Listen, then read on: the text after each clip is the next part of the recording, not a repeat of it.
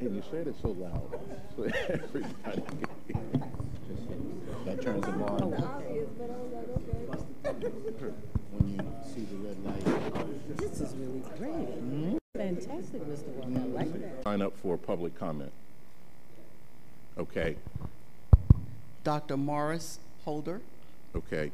Thank you. Each speaker will have a 3-minute time limit. Dr. Holder, will you please approach the podium?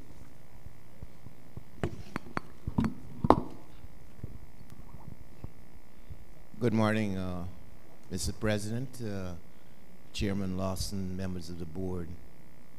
Usually on opportunities like this, when I address the board, it's in time when we are in trouble. But this morning I am pleased to address the board at a time when there's relative stability in the university. And that relative stability is due to whatever leadership that we have in place. However, relative stability does not always lead to growth. And I don't mean growth necessarily in numbers. A muscle cell grows. A muscle cell doesn't divide, so it's not numbers. It's how strong we are. And so I'm concerned this morning that there are terms that perhaps may limit that stability. And that limitation comes when we have words like temporary, interim, occasional, and so on. You know the terms that lead to a semblance of slow growth. And so I want to impress on the board this morning that we at Florida A&M, among the faculty and the students, we are at a point to make a significant growth move. And that growth move is related to the type of leadership we have. And as we go forward, hopefully this message will reach beyond this board to those other locations in the state that needs to know that we need to have stability in our leadership as well. And that right now, we have a leadership that is working for us, and we ought to go ahead and stabilize that leadership to make it work for us. Finally, I'm not suggesting that we replace blazing speed for accuracy and competency, but we already have in place a good indication as to what our purpose should be and what that leadership entails. I encourage you to rapidly come to some situation where we can render interim and temporary to come to an end, and Florida A&M in a more stable, working growth situation. Thank you very much. Thank you, Dr. Holder. Are there others, Attorney Barr-Smiles, for public comment? No? Okay. Again, thank you, Dr. Holder. At this point, we'd like to recognize President Robinson for his President's report. President Robinson, you're recognized. Thank you, Mr. Chairman and members of the board. It's so pleasant to see you all here this morning in Tampa, Florida, a place that just a couple of days ago was in the grasp of a fairly significant storm. At Florida A&M University, we know that resilience is synonymous with what it means to be a rattler. This past week, we had an opportunity within the entire FAMU community across the state to not only demonstrate that resilience, but also display just what we mean by our motto of excellence with caring. As the state was impacted by the perils of Hurricane Irma, FAMU faculty, staff, students, alumni, and supporters unified to offer refuge and essential services to our students as well as members of our community.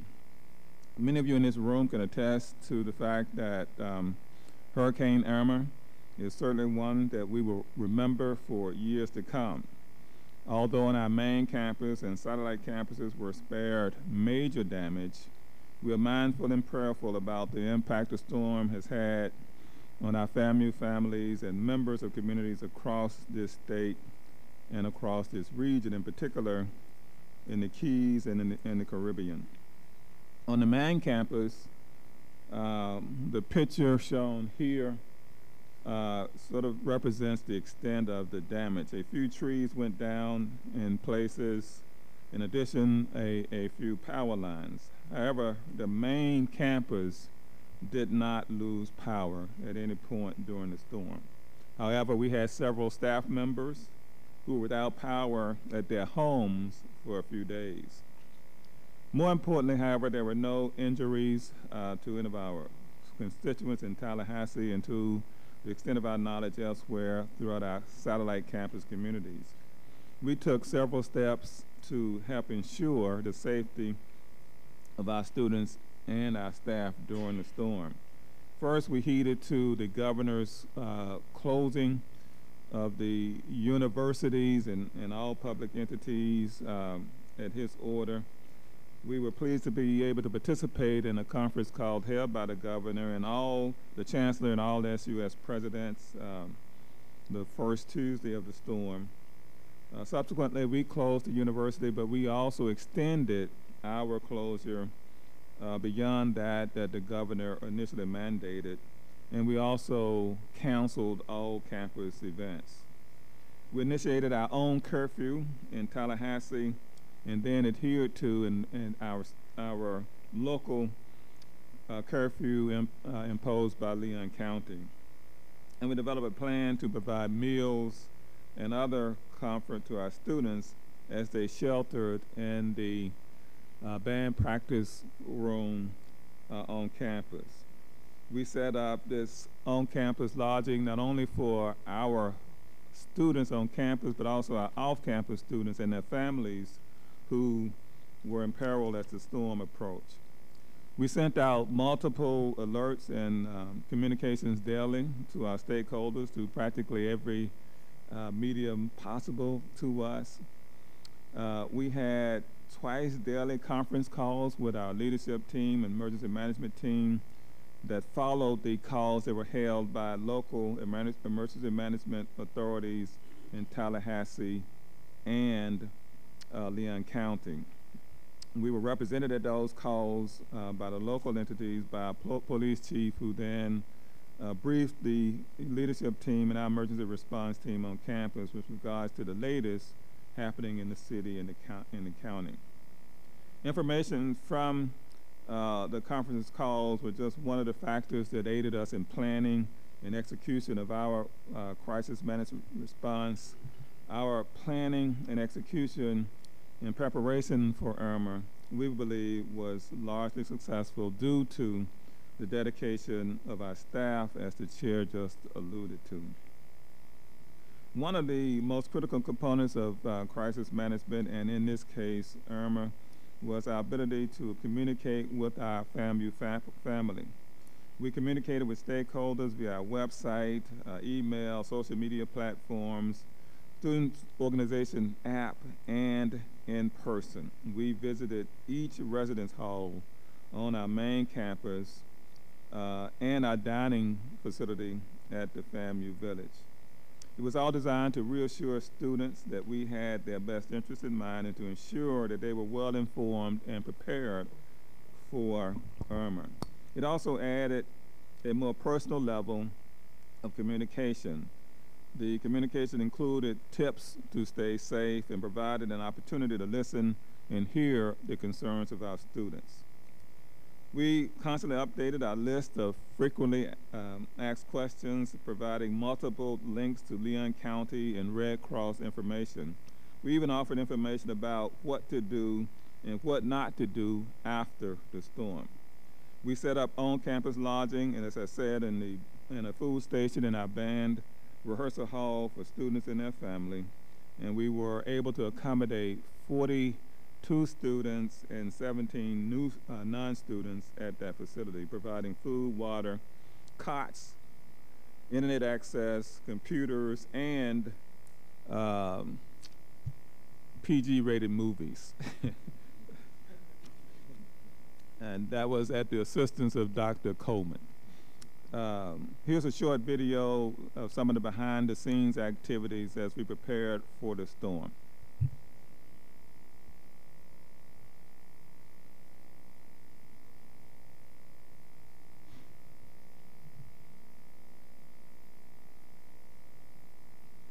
we have audio or not, but obviously not. Yeah, I have my uniform on. You got to represent, you know.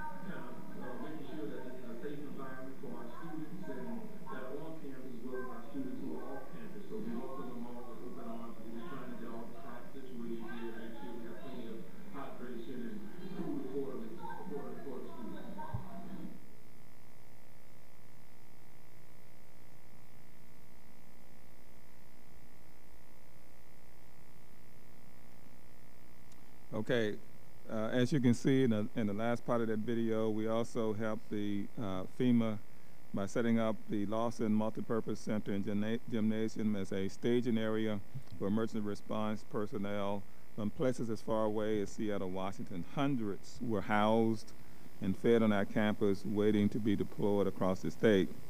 I should also note that the Tallahassee Mayor and City Council honored FAMU on Wednesday of this week for helping with this effort. Dr. Hudson was able to attend that meeting of the city, and I think he has the plaque that they provided to the university. So I just want you to know that that was on the basis of a collective effort of our faculty, staff, students, alumni, and friends, and we are very appreciative of being acknowledged by the city for our coordination and collaboration with them throughout this crisis. And you can pass that around, Bill. Want to make sure that they get a chance to see it. So anyway, we are very grateful to the dedication and the hard work of our faculty, staff, students, and volunteers alumni who worked with us during IRMA. They truly helped us weather the storm, and we're proud to host this weekend's game, actually, in honor of our emergency responders and those impacted by the storm. As you probably have heard, we are allowing free admission up to 4 members of emergency responders to attend tomorrow's game against Tennessee State University, and we also will be collecting donations on the behalf of the Red Cross to support individuals across the state who continue to be impacted by the storm. However, as we worked and through the storm-related activities, as the storm arrived, we also were able to work on other very important issues on the campus, including the completion of our compliance certification document in time to SACS. Dr. Eddington and his team were hunkered down for a couple of days, and they didn't even have cots to sleep on, but they managed to get that report out. They changed the nature of the delivery of the report. In the old days, we could deliver the report to Atlanta, and then SAC's headquarters would distribute it out to the several members on the off-site committee. But they've changed that, and now we have to mail it out to each one of the off-site members, so that the days of us getting in a car and driving to Atlanta in the middle of the night to get it there on time are gone. These members were distributed out throughout the Southeast, and as the storm came, we were worried about whether or not there would be delivery services available. But thanks to Dr. Eddington and his team, we were able to get that report out on time. Also, a major event occurred on the campus where we had a very special visitor who came to tour the campus and engage with our students. Mr. Mike Fernandez, a businessman, investor, philanthropist, and founder of MBF Healthcare Partners, a private equity investment firm, was our honored guest. He came to engage our students and share his extremely inspirational story. Born in Cuba with humble beginnings, over the years he started 27 companies, and I guess you could call him truly a self-made billionaire. Thanks to Trustee David Lawrence for arranging the visit, and we started early on this one for sure. I think we started last October getting ready for Mr. Fernandez's visit, and I really want to thank Dr. Friday Stroud, who handled the day-to-day preparations of getting him in and out. He was able to meet with over 700 students. And in fact, we had so many students to see Mr. Fernandez that we had to have an overflow room to video his presentation to students. And he was very impressed. He had a book signing, books that he donated, by the way, to the university for all students who wanted a personal signed copy of his book. We also are looking for expanding this relationship, and Trustee Lawrence and I will be talking about that in the days and weeks ahead. We also are looking for opportunities to provide important dialogue and training for our students. As you know, this summer we announced, while in Nashville, ironically, the launch of the I.O. Coding Academy. It actually starts on Monday. The I.O. Academy is going to be housed at the FAMU Center for Workforce Development. The program was created in partnership with FAMU, Dummy Station, and the city of Tallahassee, and is designed to focus on rapidly training workers to enter high-paying, high-tech jobs in North Florida. So we look forward to that. Now, I think we're a little bit behind on the slides. Okay. Anyway, later this month, in fact, in a couple of weeks, we will host our second international summit to address energy, water, food crisis in Orlando. The conference will be in Orlando from September the 20th through the 22nd, with individuals coming from around the world. We invite you to join us at that event in Orlando that's being co-sponsored by the city of Orlando. We also will be hosting next week on campus, that same week, September the 21st through the 22nd, the Department of the Navy's program designed to increase participation of HBCUs in Navy's research, development, test, and evaluation programs and activities. A big part of the program will focus on cybersecurity. I will be delivering remarks at that conference. I want to thank Dr. Stevens, the interim dean of the College of Science and Technology, Dr. Eddington, former dean, for helping to arrange that meeting.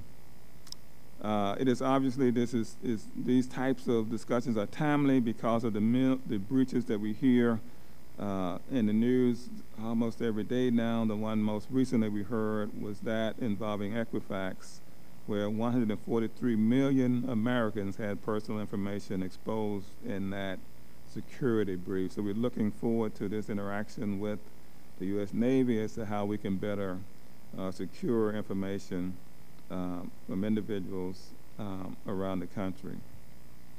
Also, right before the storm, we had the pleasure of having the Board of Governors approved our university strategic plan, FAMU Rising, and I want to personally thank Trustee Washington, where are you, over there, who for the last year led the effort on behalf of the board to really bring this in for a landing, and of course Dr. Maurice Eddington,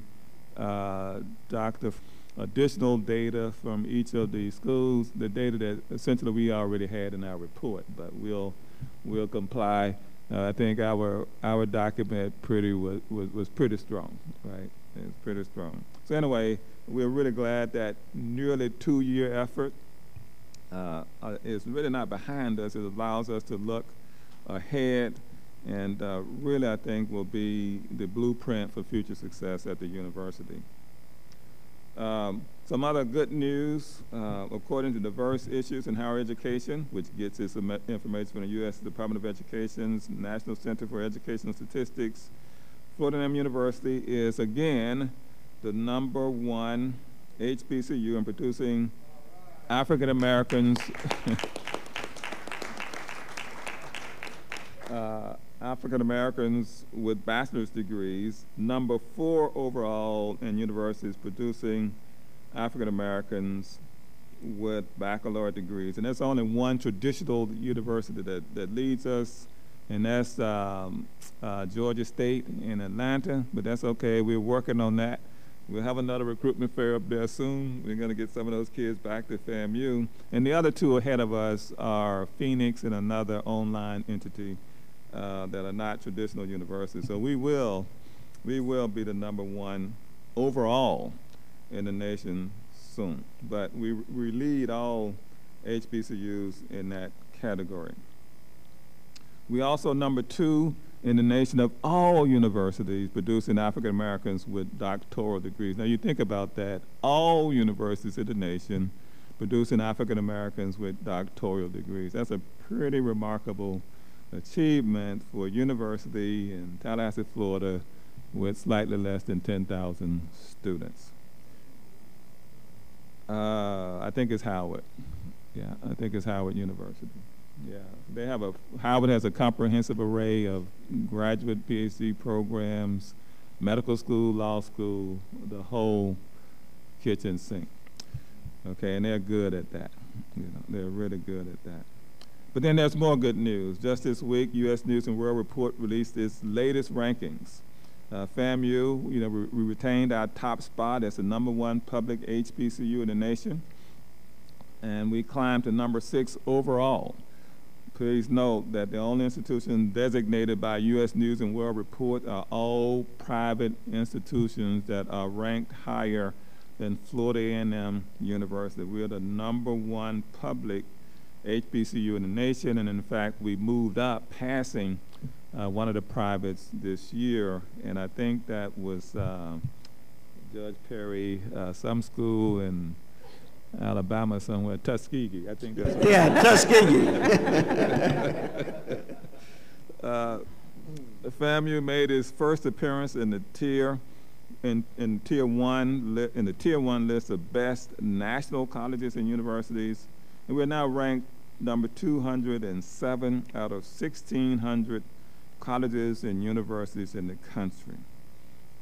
These results were compiled based on data from the spring and summer semesters and are indicative of the hard work and dedication of our faculty, our staff, students, and alumni, and I think to a large extent the leadership and governance provided by this board. So we're really part of something big at Florida A&M University, standing out among institutions of all types across the nation. In other words, we're pretty good at what we do, and I'm really proud to be a part of this great institution. We continue to provide help for our faculty and our students, and they continue to excel. For example, Fahim Mohammed has been awarded the 2017 Department of Defense Science, Mathematics, and Research for Transformation Fellowship. It's one of only 200 that are offered nationwide across all fields. Dr. Muhammad is the first FAMU student, well, Mr. Muhammad is the first FAMU student to receive this prestigious award. It also marks the first Department of Defense SMART Fellowship in the Department of Chemical and Biomedical Engineering at the FAMU FSU College of Engineering. To help support students like Fahim, the university also received a $550,000 grant from the Intel Corporation to expand pathways for more women and underrepresented minorities to enter and succeed in technology fields. We also have some great news about our outstanding alumni. Sloane Stevens, who is not an alumnus of FAMU, who a couple of weeks ago won the heralded U.S. Open tennis tournament from Florida, has a FAMU connection. Although she did not go to the university, the individual who helped lead her to that success did. FAMU graduate Kamal Murray coached Sloane Stevens. He was on the FAMU tennis team until 2004. He then earned his MBA from our School of Business and Industry. He worked in the corporate world for several years while coaching tennis part-time. Later, he decided to quit his job and become a full-time tennis coach. Murray met U.S. Open champion Sloane Stevens while coaching her doubles partner, and then Sloane obviously recognized his talent, and he was able to begin coaching her in 2015. Carl Goodman, who's in attendance here this morning, I saw Carl, who was who was FAMU's tennis coach when Murray played tennis at FAMU, is now an associate provost at FAMU. So several people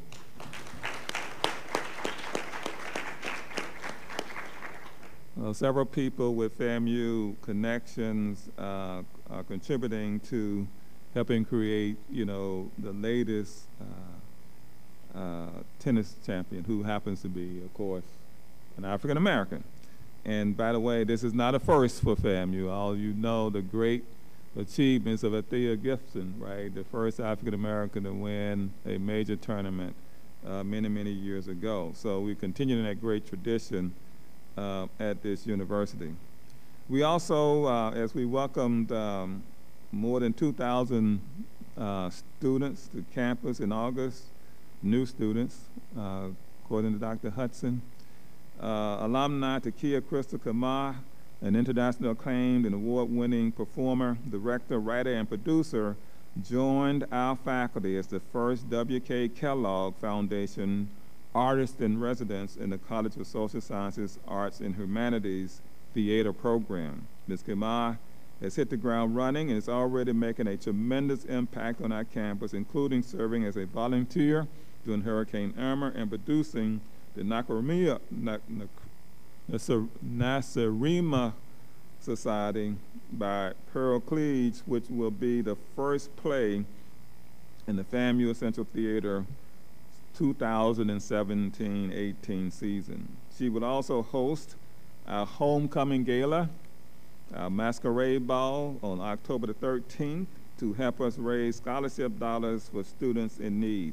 We invite you to join us as we celebrate 130 years of excellence with caring. Take it from me, this event will be one that you will not want to miss. There's more exciting alumni news, Mr. Chairman. I know you're getting a little nervous, but I'm about to bring it home. Several of our rattlers are celebrating great achievements. Alumnus Robert Nobles has been named the interim vice chancellor for research and engagement at the University of Tennessee at Knoxville. Alumnus Chandron Thomas has been named the president of Northern Trust Asset Management, one of the world's largest financial management corporations. Chandron just recently resigned from the foundation board of directors after several years of outstanding service to that body. And as you know, Chandron is an alumnus of FAMU's School of Business and Industry. Alumnus Garth Reed, who we bestowed a honorary doctorate earlier this year. He's publisher emeritus of the Miami Times and a 1940 graduate of FAMU. was inducted into the National Association of Black Journalists Hall of Fame. And alumni Leonetta Inge, PBS powerhouse reporter, received the association's Journalist of Distinction Award. And in Hollywood, where FAMU has a major imprint, alumni, actress, and screenwriter Kelsey Scott has been nominated for an Emmy for Outstanding Actress in a Short-Form Comedy and Drama Series. And alumnus and super producer Will Packer, who will be joining us tomorrow at the game, who's actually from St. Pete, recently hit a $100 million record at the box office for his movie Girls Trip, based upon alumna from Florida A&M University. $100 million. I think it's time. I think it's time. Well, George, okay, I think it's time to have a conversation. Okay, yeah, I think it's time. Anyway, conveniently, he's been invited to the box tomorrow, so we'll see how that goes. For making it safely through the Hurricane Irma to the success of our academic programs and alumni, FAMU has a lot to be grateful for. To show our gratitude, we will continue to strive to excel on every level and strike until we succeed, in fact, exceed our goals in the classroom and all endeavors. In closing, I just want to thank each of you for entrusting me with an opportunity to serve this university for another year. I am humbled by the decision you made at your meeting earlier this week, and I will do everything I can to meet and exceed your expectations. Thank you very much. Thank you, Dr. Robinson, for a thorough report. As you all can see, there is a lot going on at the university, both from a senior leadership standpoint and engagement from a trustee standpoint with some of the activities that Trustee Lawrence has brought to the table and others. So at this point, I think there is a question or a comment before we move into committee reports. Trustee Lawrence. So let me say a couple things. Number one, Mike Fernandez, who Dr. Robinson mentioned, came up here, 700 students. What you wouldn't know is that the book, which normally sells for $30 and given to everyone for free, but 2 years ago when the book came out, I accompanied and introduced Mike at Michigan, Michigan State, Holy Cross, Georgetown, Loyola Baltimore, UM, UF, FIU, etc. So we had this group of students here, every one of them dressed with a coat and tie or a dress, and Mike Fernandez came away blown away by students who handle themselves, dress beautifully, seem deeply professional, and more professional than any of the other schools I've just mentioned. It was deeply impressive. Dr. Robinson mentioned somebody. I thought she did an extraordinary job. Dr. Shante Friday Stroud just blew me away with how she put this thing together, how impressive it was. That's one comment. Second comment, if we go back 15, 16, 17 months, a constant refrain was communication at the university. Between the incident with Boister and Holmes and this part of hurricane and so forth, I think this university, under Dr. Robinson's leadership, has in a far advanced stage of communicating with people, its constituents. I was particularly impressed, frankly, with the thing involving the young people moving into the dorms. The smartest thing to do was what was actually done. We could have done better. We're learning something from it. We're going to fix this, et cetera. So it just, to me, it's very encouraging about where we are as a university.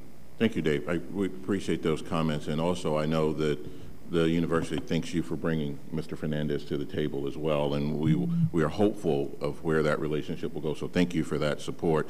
And again, definitely can't top what Dr. Robinson just said. There is a ton going on, a lot of good information. I know Dr. Robinson probably shortened his report a little bit. There's probably more he could have said, but there are a lot of good things going on at the university. But at this point, to stay on track, I'd like to move into the committee reports. I want to note that several of the committees were scheduled to meet this week, but because of the hurricane, Tropical Storm Irma, some of those committee meetings had to be canceled. So we'll deal with your respective issues as we move through your committee meeting in somewhat of a committee of the whole, and then move those items to the consent agenda. So we're going to ask you to highlight that information during your presentations, just so that we can make sure that we all are aware of the action items that need to be on the consent agenda. My committee, athletics, was one of those that didn't meet as well due to the storm. So with that being said, our first committee up is Academic and Student Affairs. Trustee Carter, would you please provide an update on Academic and Student Affairs? Thank you, Mr. Chairman. The Academic and Student Affairs Committee met on September 5th, 2017, and there were 4 action items listed on the agenda. In the absence of myself and Trustee Woody, medical reasons, Trustee Grable was right there as a true champion as acting chair. And although the items were presented and discussed, there was no action taken because the committee did not have a quorum. So as you say, we're acting as a committee of the whole. So our first action item was a request for leave of absence without pay by Dr. Ann Kimbrough, and was presented and discussed. In accordance with Board Policy Number 2005-21, the university will consider requests for unpaid leave of absence from regular employees who have at least 1 year of continuous service. University grants leave of absence for the following reasons: parental, medical, educational, military service, and personal. Dr. Kimbrough would be educational because she will be going to conducting research and gain knowledge that can be used to enhance the educational experience for our students. Our second action item was a request for leave with pay by Dr. Amber Golden. It was presented and discussed at the committee. In accordance with Board of Trustees Policy Number 2005-23, employees may use their accrued sick and annual leave for FMLA purposes. Because the request is for more than 3 months, this request has been submitted to the board for approval. In addition, the request for leave with pay is based on Dr. Golden's availability of leave. Action item 3, the new student education records policy was presented and discussed. The Family Educational Rights and Policy Act, FERPA, is a federal law that protects the privacy of student education records and applies to all schools that receive funds on the applicable programs of the United States Department of Education. In addition, Section 1002-225 and 1006-52 of the Florida statutes provide certain rights to the students concerning the privacy of the education records, and further make student records and applicant records confidential and exempt from disclosure under public law. This policy implements and requires compliance with state and federal law by providing guidelines and security procedures applicable to all employees, agents, and university contractors who manage or have a direct or indirect access to student education records. Action item 4 which was our last action item. It was discussed, and the request was made for the approval of a research foundation. The Research Foundation is needed to assist the university in mitigating potential risk associated with the emerging opportunities involving cannabis. As you know, we got that grant from that authority from the legislature last session. So the foundation will allow FAMU to engage members of the market sector while managing the risk to the university. In essence, if there's worst case scenario, it wouldn't happen to the university. It'll be through this, this entity here. Just from an informational standpoint, Provost Wright stated that academic program and action plan update will be presented here at this meeting, for a full meeting. In addition, he provided an update on the enrollment. As of September 5th of this year, our enrollment stood at 9,811 outstanding students. Also, we was blessed again with the presence of Dr. Paul Shirk, who, as you know, came to our prior meeting, and he provided us an update proposing a USDA entomology building on our campus, which will be paid for out of their funds. Dr. Bill Hudson, who our good friend and neighbor, who did an outstanding job on providing us an update with the 2+2 plan. Am I going too fast? With our 2+2 plan program. He also provided us a schedule of recruitment efforts for the 2017-2018 academic year. And as usual, Brian Smith, our able trusted warrior there, gave an update on the hazing prevention initiatives. As you know, the situation at Penn State and other universities around the country have had that, but we've had this program in place. And I think that by your direction, Mr. Chairman, we have Brian giving us an update at all of our meetings so we know where we are at all times, keeps it on the forefront. Finally, Dr. Anika Fields provided an update on the mental health initiatives. And with that, Mr. Chairman, this concludes my report. Just one point of clarification. Yes, sir. Are the 2 leaves both without pay? No, sir. One is without pay for Dr. Kimbrough and with pay for Dr. Golden. Understood. Okay. So those will move to the consent agenda. Thank you, Trustee Carter. Thank you, Mr. Chairman. The next committee is a special committee on athletics. I actually have the good fortune of chairing that committee. We were not able to meet due to the hurricane. However, we will meet in the coming days. Just for information's sake, one of the big items that this committee will continue to shoulder in the upcoming or the current academic year is we will continue to work with A.D. Overton, Dr. Ford's staff on resolving our athletic deficit. Last academic year, we're pleased to report that we finished the year with a small surplus in athletics, first time in 7 years. But that was year 1 of a 12-year program, so we're now into year 2. So we will continue to be vigilant. We will continue our monthly internal meetings. We will continue our monthly meetings with the Board of Governors and the State Inspector General to make sure that everything we said we would do, we are actually doing in order to manage that deficit. There were a couple of issues regarding the Booster Club that reside in this committee. They also show up again in the DSO committee, so I'll let Trustee Dortch handle all of those. But that concludes my committee report, and there are no action items. Those are only informational items for the athletic committees. So the next committee is Audit and Compliance, I believe. Yes? Yes, I'm here. Hello, can you hear me? Hello? I'm sorry, Trustee Reed, can you hold for just a second? So, Dr. Ford, you do want to? Provost? Okay. All right. I'm sorry, Provost Wright and Dr. Eddington, you're recognized. Now, you're going to do the? We're going to provide a brief update on the strategies for program improvements that we've been developing with the deans at each of the colleges and schools. So this is then going back to academic affairs? It goes back to academic affairs, yes. So my mistake, we skipped forward and we went to athletics. Even though we covered all the issues in athletics, there are no action items, there are only informational items. We will then resort back to academic and student affairs for you all to give an update on program improvement strategies, and you're going to review them by the respective colleges and schools. Is that how they?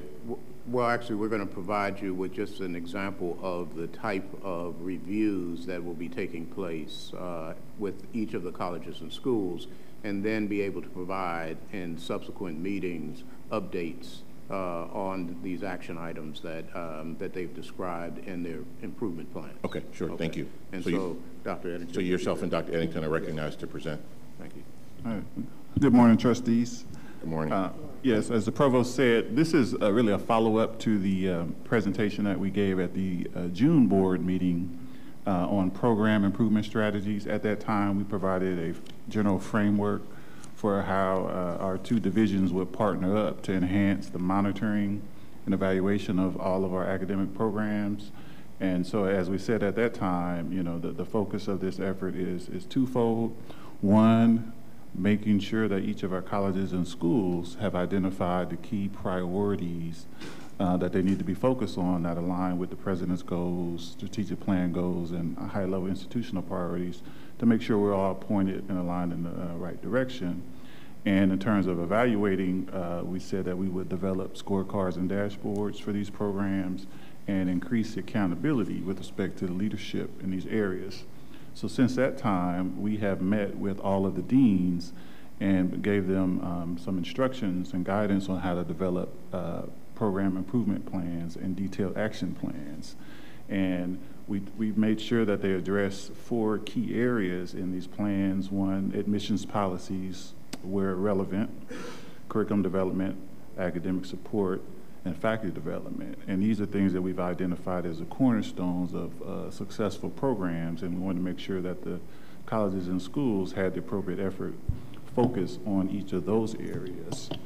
And then also, we've identified key performance indicators. So one of the things I know the Chair Lawson has stressed is making sure that we have the mechanisms in place to determine how our programs are doing and identify trouble areas before they become problematic.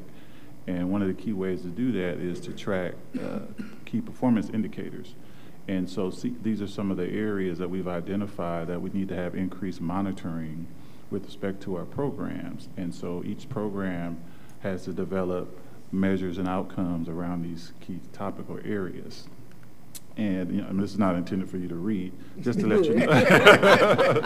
Just to let you know, before we told you we were going to develop scorecards, and I gave you a sample before. So we have fleshed out our academic scorecards for each college and school. And what the scorecard is just a high-level snapshot of performance on key indicators over time. And what's helpful and useful in terms of the deans is this type of approach identifies for the deans what their priorities are for them, as determined by the provost and the president. These are the things that you and your college and school need to make sure that you excel and thrive in, and we are establishing targets for each of those areas. Excuse me, Dr. Eddington or Mr. Chairman, did we want to wait to the end for questions? Because this particular slide ties into something on the previous slide that I would like to ask a question about. I think Trustee Mills is indicating. Excuse me, I'm sorry. You're fine to ask at this point in time, so Trustee Gravy, you're recognized. We're the only ones that can see this. Probably. In that initial slide, if we could return to that slide. Well, the very first one. Yes. Okay. Where we talk about increased monitoring and evaluation of all programs. And the second, I guess, bulleted item states increased accountability with deans, directors, and chairs for meeting program goals. And I guess I'd like some explanation on accountability. And when you're addressing that, could you also explain to me whether or not accountability for those particular positions, whether that accountability will be tied to the evaluation of those persons? Thank you. Yeah, that's exactly what we mean. What we're saying here is, and the way I think about it is, comparing the difference, what was happening traditionally compared to what's happening now. Around performance evaluations, what we're doing is, we're helping the provost in that we're identifying the key priorities and outcomes. And those things will be built into the leadership's annual performance evaluation. So the provost will sit down with the deans and establish the goals for the year. And then at the end of the year, the provost will evaluate the dean against those priorities. So when we talk about accountability, that's one of the key strategies that we're addressing. It should also be noted, if you recall, during the pre-planning conference, we spent a great deal of time talking with faculty, with the chairs, directors, the deans, including the dean's retreat, and that is the introduction of this approach and how important it is, because it's all reflected in the university's performance as well as the president's performance. So we wanted to tie all of those together so that everyone is accountable for these measures and these metrics, for that matter. And so that's why we're trying to develop this approach.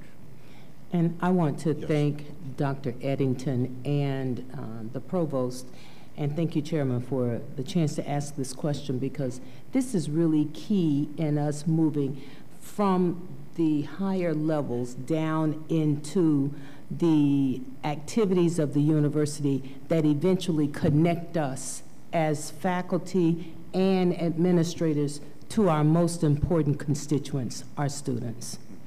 If I may comment, one of the discussions that we had with Dr. Eddington was the accountability was one thing, but just the visibility, right, all the way down to what the senior team was tasked with as you move through the various levels of the organization, we wanted to create a way to drive that level of visibility down so that everyone along the chain would know what we're all being held accountable for, because I think in years past we've seen it where the president and the senior leadership team were kind of carrying the burden of all of these initiatives when in actuality the work was being done well below within the organization. So we wanted to use this as a process to drive not only accountability, but just information further down as well. Trustee Mills, I think you had a question. Yes, just real quick, Dr. Eddington and Provost, right? The 4 items that were listed on this page, you know, they sort of resonated with me. I didn't see the connection between those and the example of the KPIs that you sent. So, and those are different structures, but how are they tying together? Yeah, so they are interrelated. Here what we're saying is, deans, as you look at how you're going to strengthen and enhance your programs, we need you to look at these 4 high-level areas, right? Curriculum development, for example. What are you doing with your curriculum to ensure that it is relevant and current, right? So it's a high level of targets. The KPIs are the deans identifying very specific targets. So, for example, let me pick licensure pass rates. What's the connection between curriculum? Well, as we know, some of the areas, like a pharmacy, they needed to enhance their curriculum to ensure that it was in alignment with the new licensure exam. Yeah. So the connection is these 4 things on the first slide. These are things you need to give a lot of thought to. As you do that, you're going to identify key performance indicators that are going to align with those 4 areas. And there are other things, too, that are going to align. But that's the connection. We wanted to make sure they address those 4 areas as they develop a program improvement plan. And we've identified key performance indicators that they also need to address. Okay. Yes, Trustee Mills, did we complete? I think so. I just didn't, like I said, they're not following over onto the KPI page, and you almost like an outline, right? You'd want to see them right, and they're not there. So it's almost like 2 different tools. And we'll show you in a second how this is being translated into something that's actionable, you know. Okay, thank you. Trustee Mills, you're good? Yes. Okay. Trustee Gray, will you recognize me? Yes, and this is just a short comment, really maybe possibly an aside, but we do recognize that accreditation status regarding the KPIs is really critical, and I'm just stating the obvious. But what I wanted to add to that is that it is important, and I hope our budget chair, Trustee Moore, and our vice chair is keeping in mind that there are funding needs attached to those that accreditation status. And I know that that has been a concern for some of the schools, that they may or may not have gotten the funds they needed to undergird them throughout the accreditation self-studies. And I'm sure this has come up in meetings with the provost. I know he's aware of that. But we do need to keep that in mind, that some schools are in the need of funding to support the reaccreditation process. Thank you. And if I may, gentlemen, I think this is great work. But one of the other things that we talked about briefly, and I mentioned to Trustee Carter, that hopefully where this work will lead is when we get together as a board, we can look at the action plans of each of the individual programs. Now, the goal is not to micromanage those action plans, but it is to drive a higher level of visibility to, do we feel collectively, you know, that we're doing the right things to make sure that all the programs do well, but specifically those with a professional passage assessment, that the right things are being done within those programs to drive our passage rates where we want them to be. And I used a great example from Dean Purnell in the College of Law. He came to us several years ago and said, we need to add a course to the curriculum around test preparation. That was one of the things that led to his college improving in their passage rate. So we want to just make sure, and it's not, again, I want to stress, it's not about micromanagement, but it's bringing a high level of visibility to the work plans, a high level of visibility to what's being done, and allowing those folk that may need resources to make that case such that we can collectively make the decision, because I think not only do we want to see each individual program rise, but we clearly want to make movement in our professional passage rates. So this I think is going to be the catalyst to helping us have a more robust discussion around each of those programs. And my vision is at each of the meetings, and Trustee Carter will drive this, is that respective dean would come and present out. Here's what we're doing with our respective work plan. And again, it's not about us getting in the weeds, but having a high level of visibility and feeling good that we're doing as much as we can with the resources we have. And we know that we have good students, we know we have good faculty, but are those two things coming together to do the right things? Thank you. Okay. Gentlemen, do you want to? Oh, I'll just blow through. I'm sorry, Trustee Bruno. So to that point, you might be getting to this, but to that point, to make sure that we as a board are comfortable with the progress that we're making, and I guess the state of all of our colleges and schools, is there I guess a way to track, you know, say that with one of the scorecards we identify a problem area in one of the colleges and schools. Is there a way to track for us that the progress of addressing that problem area is going to be taken care of, or is there something that you guys have in place where we're going to look back at that score sheet and say we checked this mark off? Yeah. So yeah, there's two things I think that will address that. One, so the scorecard is really is something that we're using internally, at least this scorecard, to address your question. When I talk a little later about the strategic plan, I'm going to show you an example of some tracking software that we're going to be using, not just for the strategic plan, but to track the implementation of these action plans, and it has dashboards. So as a board member, we're going to create sites that you can access. So if you're sitting there and say, I want to see how the College of Pharmacy is doing on their KPIs, you as a board member can go at your leisure and you can log into the site and we'll give you access. So that's our strategy for allowing the board to stay engaged on a real-time basis. And you'll also be able to use it for the president's goals as well as strategic plan. So later I'll show you what it's going to look like because we have a mock-up for you all. Okay, and just real quickly, so as we said, we had the deans develop these plans. The final versions were due this past week, but as you can imagine, that got pushed back. But we just wanted to give you a visual of what one of the draft plans looks like. So right, there's two parts to it. One is we said, hey, we gave the deans a template, and we said address some key issues, right? You need to make sure that you got vision statements for this program, but also what's your dean's vision statement? As a dean, what is it that you are trying to do with your leadership and your administration to move the college forward? And that's something we asked them to spend a lot of time thinking about, right, from the dean's perspective. And that's something that they should communicate to their college, right? And that's where they're taking the program.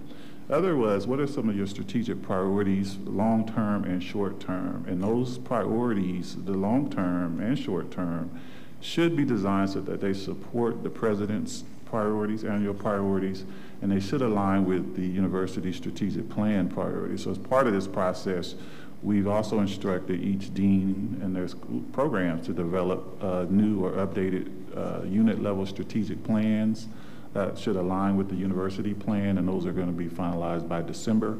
But this is, again, is us really forcing the deans to think about and communicate what their priorities are at their level. And then here's a snapshot of some action plans, right? So you can see goal one, student success. We asked the dean, identify the key outcomes around student success as it relates to your program, and identify action plans, strategies, targets, outcomes, timeframes, identify responsible persons. And the way this is going to be used is our office is going to develop the monitoring plan based on the finalized action plans. And so we will be engaging with those programs on a very regular basis to not just monitor, but also to advise and give advice on how they can improve in real time. And again, this will be mapped into that software I mentioned earlier so that we can all stay abreast on what's going on with the programs in real time around the key performance indicators. And so this, again, was just to give you a feel for where we are following that June meeting. And in the next few weeks, as we install our software and start developing these unit level sites, at the appropriate time, we can give you all instructions on how to access it so you can begin to get a personal real-time view for yourselves. So that's kind of where we are right now with this process. Any questions for Dr. Eddington, Provost Wright? Okay. That concludes it. But I think just in summary, and just to be a little redundant, a part of this initiative was to drive accountability and information down. A part of this exercise is to allow us to be able to visually see the action plans and know what's going on. A part of this exercise is not to see and know, but for us to make some decisions around what's going on as well. And I gave you the College of Law example. There are going to be others that come our way where a program is going to say we need to do X in order to improve, and it's going to cost Y. And we're going to have to make a tough decision around where does that fall on our priority list and how does it fit within the strategic plan. So the strategic plan in my mind is the backdrop for all these decisions, but as we talk, we need to, and sometimes in real time, make an adjustment so that that program can move forward. Because I think, you know, as we move through this agenda and even in my concluding remarks, one of the things that I think as a board we really want to focus even more time on, and that's our professional passage rates for all of our programs that have that component. You know, I love going to the Board of Governors meeting, but the part that I don't like is when we stack rank the scores on passage rates. And we know that we can do better. We know we have the quality of student and the quality of instructors to do better, but I think it is going to boil down to a higher level of focus, and that's what this process is designed to drive. So thank you, Dr. Eddington. I think you guys have done wonders, yourself and Ms. Barrington, in a short period of time working with Provost Wright to get us to this point where we now have that enhanced level of visibility. So with that, if there aren't any other comments on this, I'd like to move to auditing. Are there any other comments? Okay, great. We'd like to move to audit and compliance. Trustee Reed, I believe you're on the phone? Yes, I'm on the phone. Great. You're recognized to present your committee report. Great. Thank you, Mr. Chair. Maybe just one comment relating to the dialogue we just had from Dr. Eddington. You know, my experience with those types of processes, especially when you start to drive, you know, more fact-based decision-making from a strategic perspective down to the actions in the organization, is a very powerful process. And what I would urge the organization is that we don't rush it, that we take our time to get it right and make sure we give ourselves the opportunity to allow the process to mature so that we're truly looking at what's going to really drive the most value for us in the longer term. But I think it's a great direction and really appreciate the work of the team in driving that forward. So for the audit and compliance meeting, we met on September 5th, 2017 by telephone conference, and we had a quorum. So we had two action items were considered. The first action item was approval of the risk assessment and work plan for the Division of Audit and Compliance for the 2017-18 fiscal year. B.B. Gibbons presented the results of the risk assessment, including the risk matrix, which showed the assessment of the university's risk areas for the current and prior year. Risk themes were developed based on the risk assessment to include governance, funding, student recruitment and retention, financial aid, athletic and NCAA compliance, construction management, budget and cash management, and legal and regulatory compliance. The work plan for the Division of Audit and Compliance was developed to allocate the division's resources to higher risk and priority areas as outlined in the university strategic plan. Both the risk assessment and work plan were posted with the materials for the meeting, and the risk assessment and work plan were approved by the audit committee. The second action item was approval of the annual report for the 2016-17 fiscal year for the Division of Audit and Compliance. B.B. Gibbons gave an overview of the annual report, which was posted with the materials for the audit committee to review prior to the meeting. The division completed 11 audits during the 2016-17 fiscal year and had 2 audits on the work plan that were not completed in that fiscal year that will be rolled into the next fiscal year. Follow-up reviews were conducted for audit findings disclosed in assurance engagements. Beginning in 2016-17, periodic reports were provided to the audit committee, president, and senior leadership team on the status of implementation of corrective actions. The division completed 6 major consulting engagements during the 2016-17 fiscal year.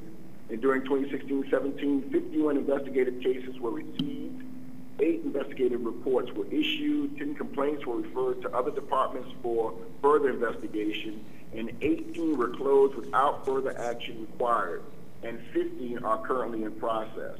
So the annual report for 2016-17 was also approved by the committee. We had a couple of informational items that I would like to share with the board today. The first was information proposed for proposed modifications to the university DSO audit regulations were presented. This included a possible modification to provide stronger monitoring of DSO audits, which could include provisions to require each DSO to have an audit committee, an audit charter, and audit committee members who have a strong financial audit background, and then provisions could also include requirements for audit firm selection. So this was one area where we were looking at how do we drive deeper compliance and greater oversight into how we're managing information with DSOs. And so we'll have further dialogue on that at our next meeting. The university received 25 applications for its compliance officer position, which is one we talked about recently. The search committee is reviewing the applications with the expected hire date by the end of October. The status of the implementation of corrective actions for audit findings was also presented. It was reported that 6 findings had not been corrected and 27 findings had been corrected.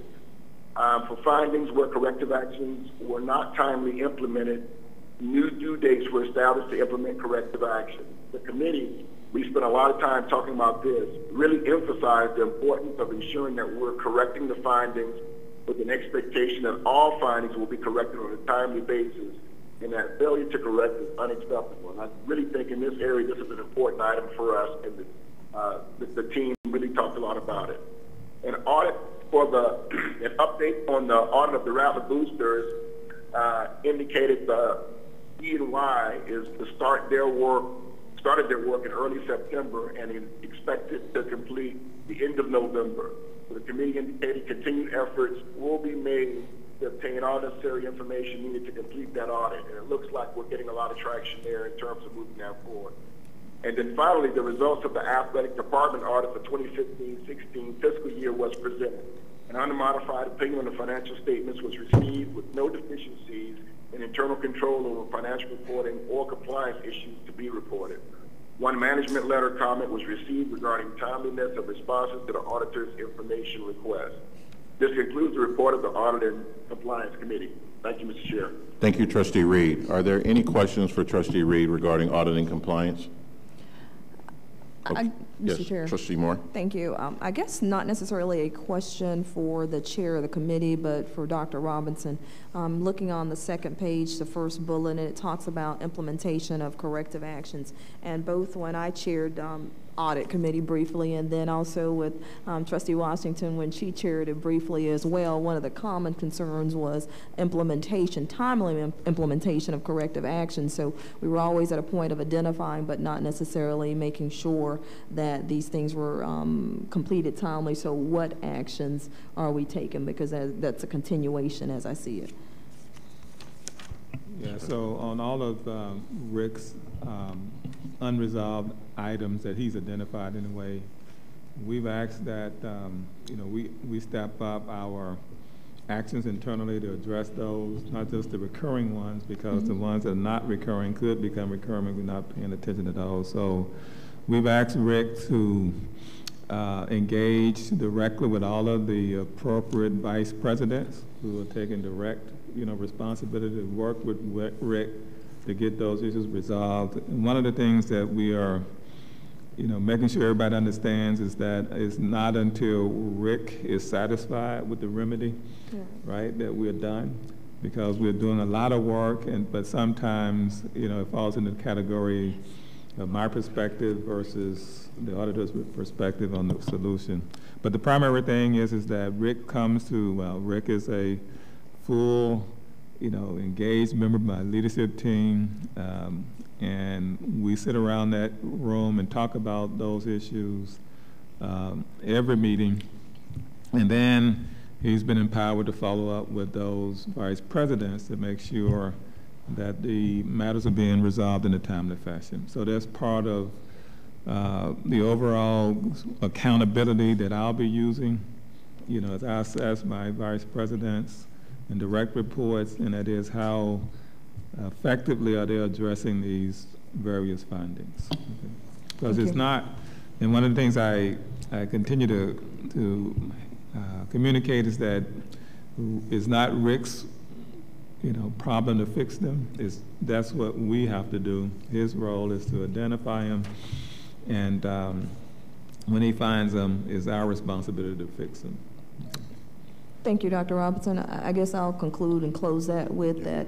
I know perspectives can be different, but deadlines are static for everybody. Everybody gets numbers and deadlines, so I'm hopeful that this will be an area that we will see improvement in.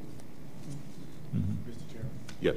I would just echo Trustee Moore's comments in the sense that, not only, we talked about this a little bit on our committee meeting, but not only relative to some of these deadlines, but also back to this accountability question.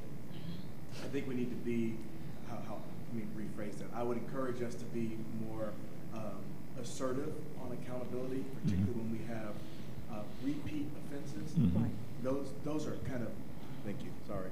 Those are repeat offenses on audits are highly unusual, and we don't get the sense that maybe some people are taking those as seriously as they should, and that's a real issue for us as an institution, particularly failing audits multiple times in the same kind of issue without it being ultimately corrected in a timely manner.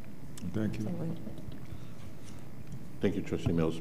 So I just want to make sure I understand the next step. So maybe it's a combined question, Dr. Robinson, Trustee Reed. So on these, that where we fail, well, the correction was failure to correct is unacceptable was basically the comment in here. So the next step around these is we will go back and review those open issues to make sure they're correct. Is that, I just want to make sure I get the. Yeah, so according to the report of the 27, of the findings that have been identified by Rick in his various audits, 27 had been corrected, and there are 6 that had not been corrected. And as I said, we are making sure that all of the vice presidents who own those findings are working diligently to fix those. With regards to repeat finding, making no excuses, there's one that's going to be with us for a while, and that's that athletics budget deficit, because every time we do an operational audit and it's out there, we're going to take another hit on that one. But there are others that are much within our control to fix, and those are the ones we're going to be giving our attention to. So Rick has a template with timelines in it, and all of the vice presidents are aware of those, and we'll be holding them accountable to getting those fixed within the timelines identified in the audit plan. Okay, thank you. All right, any other questions regarding the? Maybe just one more item on that, Mr. Chair. We do have the position of compliance officer that's going to be coming in, and that will help to drive enforcement in this area across the organization. But we did ask Gibbons to work with the president on setting up a normal operating rhythm of review of his staff meeting, so that there's clear visibility at the top of the organization in terms of the things that aren't being addressed in a timely manner, and ensuring that, in some cases we have a fix, but making sure that it's truly fixing it from a root cause perspective.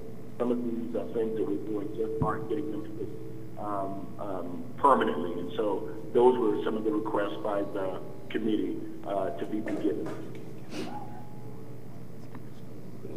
Okay. Thank you, Trustee Reed. I think we got everything you said, particularly around the new person coming in, which was a position that we were required to staff.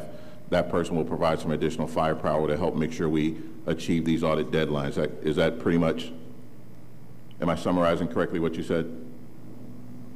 Yes, that was the first part of my statement, is that is going to help. And then the second part was making sure that at the president's staff level that there's clear visibility on a routine or review basis of where we stand versus the audit findings and closure, and making sure that we have a process where everyone has visibility to what's taking place. And the third point was around ensuring that when we actually correct an item, that we're doing it permanently. Some of the the fixes that we're putting in place seem to be temporary in nature, where they aren't necessarily permanently fixing the issue. So there's some diligence required there also.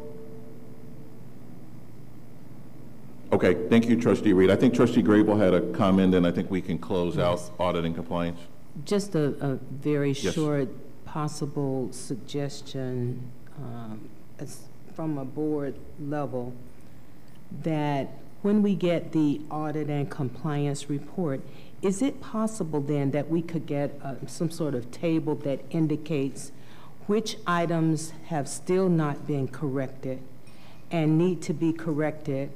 And I'm not asking for any more detail than that, although probably on another day, maybe that would be appropriate, but I don't think it is today. Sure. But that we get some sort of table on every report that indicates how many findings have been corrected since the last time we saw the report, or whatever timeline might work. And that way we can kind of understand how these things are moving along, and that we don't have one. If there are repeats, we need to know that these are repeated concerns, and some sort of table indicating both the repeats as well as those findings that have not been addressed. Right. And I want to thank the President, because it helps me understand better that once Mr. Givens does his job, then it does revert back to the full university or the department that needs to correct that. So I think it's just some sort of gauge we can use to understand that. So I would ask Chairman Reed on this committee to work with Mr. Givens, because I think not only do we want to understand the ones that are repeat, but you also want to understand the severity of them too, meaning are they major issues, are they minor issues? You know, we've had some purchasing card issues become repeat and some other things, and we know athletics is going to be a continual finding, right? So I think that visibility to know how serious they are and which ones are reoccurring, and then equally as important, what is the plan by when to close it out? So Chairman Reed, could I ask you to own the follow-up on that particular piece for us, please, with Mr. Givens? Sure, I'll take care of it, Mr. Chair. Great, thank you. So with that being said, are there any other questions, comments regarding audit and compliance? Okay, what we're going to do is we're going to move to budget and finance, and after that, it's not on the schedule, but we will take a 10-minute break after budget and finance, just for coffee and et cetera. So with that, I'm going to ask Trustee Moore to lead the budget and finance discussion. Thank you, Mr. Chair. The Budget, Finance, and Facilities Committee met on September 1. The agenda included 1 consent item and 3 action items, coupled with 2 informational items. I'll touch on the 3 action items. The action items included the approval of the Campus Development Agreement extension. The second included the law school test prep fee with the deferment of fee collection. And the final item, the approval for continuation of the contractual agreement for the application service provider, Sierra Cedar. With regard to our agenda today, there is an additional consent agenda item. That's a new item. It's the revised CIP list, and what that does take into account, and I'm sure and trust that you all have read it, but what it does take into account is the re-ranking, if you will, of our priority list that now takes into account the engineering school and the fact that we were looking to align and work directly with FSU in pursuing our LBR requests. So again, that moved it up. I think it moved it up maybe 2 rungs from the previous list, but you have that as a consent item. With that, this concludes the September 1, or actually concludes the report for the Budget, Finance, and Facilities Committee. Just a question for the Facilities Committee, and I know Trustee Moore, you hate it when I do this, but can you give just a brief update on where we are with the P3 as far as what the next steps are with that process? Sure. Where we are in the process, as a matter of fact, we met with the BOG staff just as recent as last week, talking about this project as well as with the CAS project. You all are aware that we have narrowed it down, at least in conversation and negotiations, with 1 vendor. That vendor is Construct 2. There were 2 vendors that provided a response to the initial request. Construct 2 spoke 2, all 3 elements of the P3 component, which included not only the housing, the retail, but also the stadium piece. The other vendor only spoke to one area, and that area was housing specific. At this juncture, where we are is working with that first vendor, Construct 2, to one, get the financial information, the paperwork, making sure that there is the backing in order to move this forward.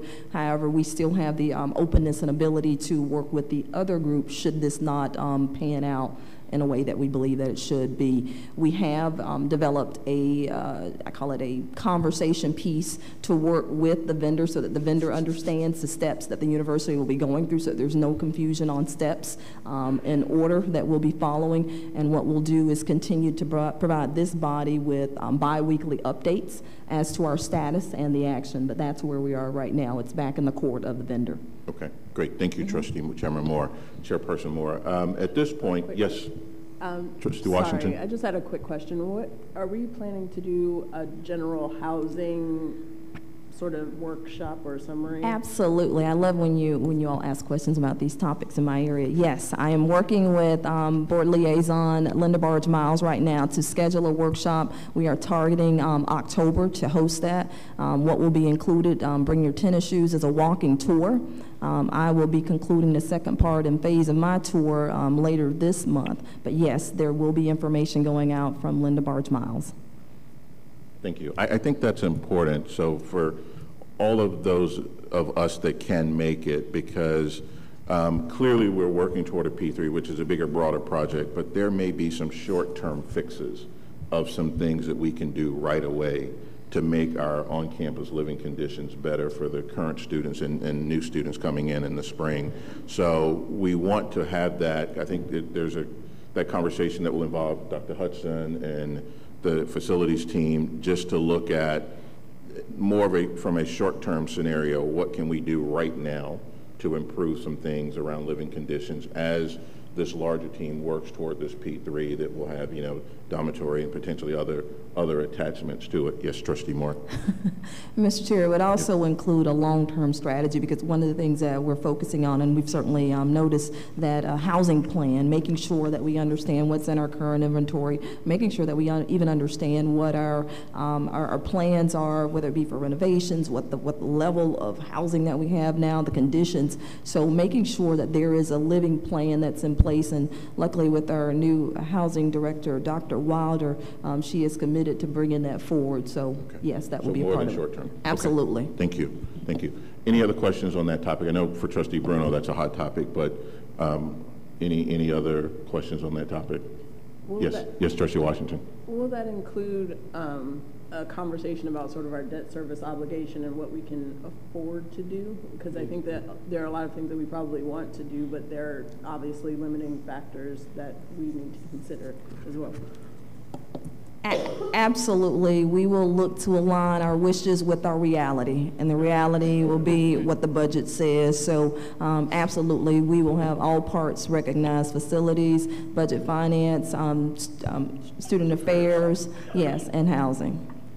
Yes, Trustee Bruno. And do we know when that's taking place, when you guys are going I have pinged, and Linda will probably say too many times, but yes, to make sure that the information gets out. I'd love for it to get out this week, if not, certainly by next week, with the date pointing to October so that everybody can plan accordingly. Okay, great. Trustee Mr. Washington. Chairman. Yes, Trustee Dortch, you're recognized. Yes, I want to also emphasize that in the midst of all of what we're doing and developing and talking about plans, that we not forget the board's commitment to diversity and inclusion, so that we ensure that we're creating opportunities for small and minority-owned and women-owned businesses in this process. That's a great point, Trustee Dortch. Absolutely. So Trustee Dortch, point well made. And for those of you that may have not been able to hear Trustee Dortch, he made the point that we remember, in regards to what we do, big or small, that we include minority and women-owned businesses in the process as we move forward. And he's made that point consistently on a number of fronts. So we definitely will remember that. Trustee Moore, does that conclude your committee report? All right. Thank you. I'm sorry, Trustee Bruno. So if we do, say you do the walk around and go around the housing facilities and find that there are some short-term renovations or anything that can take place, do we know where the resources for those changes or upgrades would come from? That's again to the point of where we look to align, you know, wish list versus reality, and look at a stage plan, stage of what can be accomplished in the short term, at least proposed in the short term, and what's a long-term strategy. Hence the reason for wanting to make sure that the university has a housing plan going forward, so that it would not be, you know, this huge need all at once, that we could actually be looking at it on an ongoing basis and to allocate resources accordingly. Gotcha. So great question, Trustee Verona, but I think the real answer is we don't know what we're going, well, we have a sense for what we're going to find. Mm-hmm. We don't know how much it will cost, and, you know, within that model, we're going to have to prioritize what we can do within, you know, let's say resources we have, resources we can acquire, and you know, we know the current status of our bond rating, so going out borrowing a big chunk is probably not going to be a part of the model, but we're going to explore options as far as what are some like immediate things we can do, i.e. for next spring, versus the more longer term, you know, P3 mega buildings, et cetera, et cetera. But I think, you know, as we've seen in what happened down at Palmetto North, there were some quick things that the team could do to make those units much more livable. So we want to see if there are other opportunities like that that exist around the campus, and we know there are. It's just getting our arms around what they are and how can we attack them.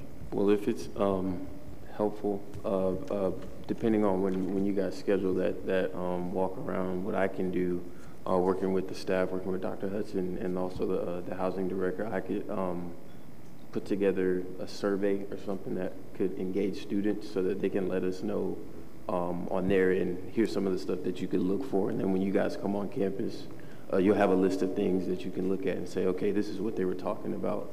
So you guys will have like a heads up if that's something that the board would be interested in.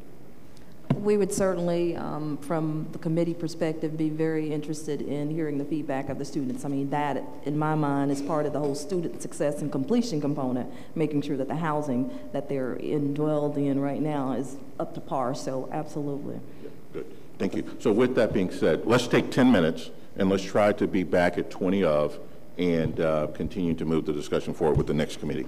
Thank you.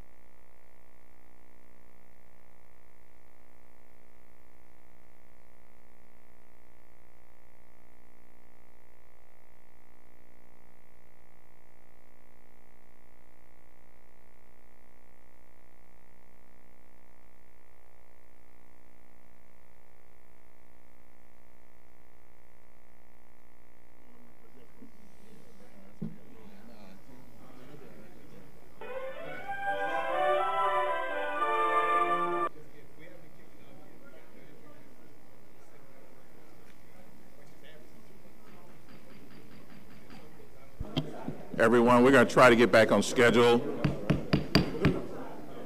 How you feeling? I know. Trustee Mills.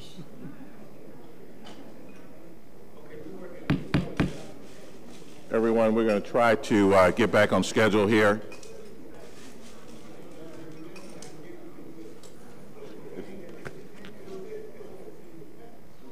All right.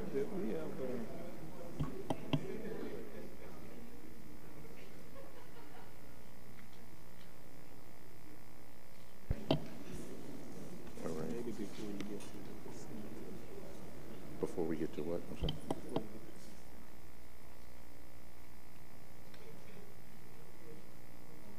Excuse me. Okay, I think we have the majority of the board members back. We're going to try to get back on schedule. I think I went about 5 minutes longer than we said. So we're going to get back on with the Direct Support Organization, DSO. I believe Trustee Dortch is on the line. Trustee Dortch, if you're there, can you provide an update on the DSO's activities? Yes, Chair Lawson, and want to start by thanking the phenomenal committee that you've allowed me to work with. There was a request, Mr. Chairman, that the chairman of our foundation be given an opportunity to address the board, in which you had consented. I don't know if at this time if Chairman Thomas Jones is in the room. Yeah, Mr. I think Chairman. Chairman Dortch, Mr. Jones is not here due to storm issues in Houston, if I'm correct, Mr. Cotton. Okay. So at this point, I don't think that, unless there's another representative from the foundation that would like to address the board. No, if not, okay. If not, we will continue on, Chairman Dortch. We will not hear from the foundation at this particular point. Okay, well then I will proceed.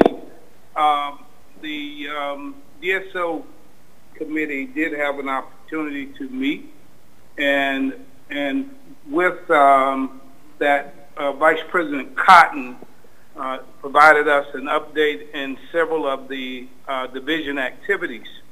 And everyone should have those in their packets, Mr. Chair. I don't think, unless you want me to, I'm just going to highlight some areas rather than spending time reading verbatim, if that's okay. That's fine, Chairman Dortch. That would be absolutely fine.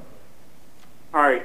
So first I want to start that we got the update snapshot in terms of the fundraising and upcoming activities. And at this point, we have received 874,000. We've received 694,527,000 in cash and pledges compared to last year, where we had received 874,000 during the same period. However, there is another $430,000 that are in the pipeline in terms of gifts that have been committed but not yet received. So we will, we've asked Vice President Cotton to keep us updated as those come in, and we've asked for possible updates to the full board every 30 days. In addition to that, from the comprehensive capital campaign presentation, he presented to us, Vice President Cotton, the theme is called Tomorrow's Promise, a plan for tomorrow's promise, and the goal is to raise $125 million through a comprehensive capital campaign. And that document, again, you should have an update in your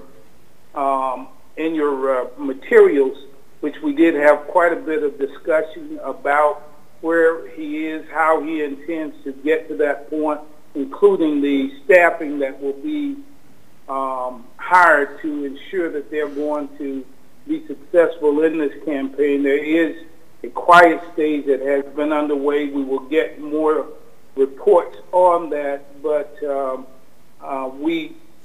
committee felt a little bit better from this report because it was more in-depth from Vice President Cotton and some ideas, but it continues to be a work in progress. But again, the goal is $125 million. That's over a 5-year period. Again, the one thing that the committee did request and pretty much directed to Vice President Cotton that our president had to be totally in the loop, and as far as anything that he brings before the committee that eventually goes to the board, it must have our president's stamp of approval on it. And so that point was made. The National Alumni Association continues to have a phenomenal run. Of course, great leadership and all, and they're very active. And as we reported in every meeting, and as you've heard, they're continuing to make great strides and make us all proud in terms of the activities and engagement. And again, we want to thank our president for his active involvement. Dr. Robinson has been on the road with the Alumni Association, and we're seeing quite a bit of the results of the spirit that's there and the feedback that is coming from alumni because of him keeping them updated, and so that continues to move. The Office of Student Affairs and the National Alumni Association, again, will be having activities on the 16th for recruitment and alumni engagement there in Tampa during the class. We want to commend them for their continuous work. And, of course, as you know, since we are celebrating 130 years, the Alumni Association is in lockstep with the university in making sure that throughout the nation that we are showing our great university to the communities where our chapters are. The foundation, again, has, as reported, has $123 million as of June 30th in terms of its endowment. And, of course, you heard reported earlier the audit committee is continuing to move in completing the audits for them. I want to also, at this point, as we move to the FAMU Rattler boosters, I want to commend, of course, our athletic director, Milton Overton, and, of course, they brought on board, as you know, Thomas Mitchell. Tommy should be there now, and they're moving forward to reorganize the booster club. And as we sanctioned in the board meeting in terms of them getting out front and understanding the value of the booster club, so a lot has happened. There is a reorg that they have proceeded with. You'll hear more, and from our DSO committee, we did make it clear that through this reorg, they will have to formally petition the full board so the board would sanction them appropriately. They are, again, creating a new corporation. Everything is being done appropriately. And, of course, as our chair mentioned earlier, they're making sure that they're in compliance with our special athletic committee as well as requirements from the board. And I can report that from the report from Vice President Cotton, they are in compliance in terms of all accounts are managed through the university.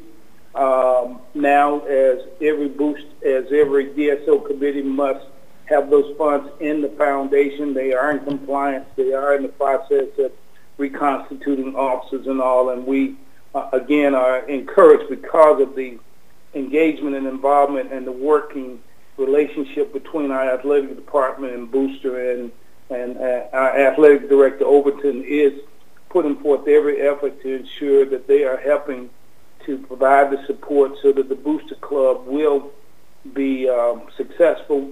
And as we all know, it has a long history of being a valuable part of our university.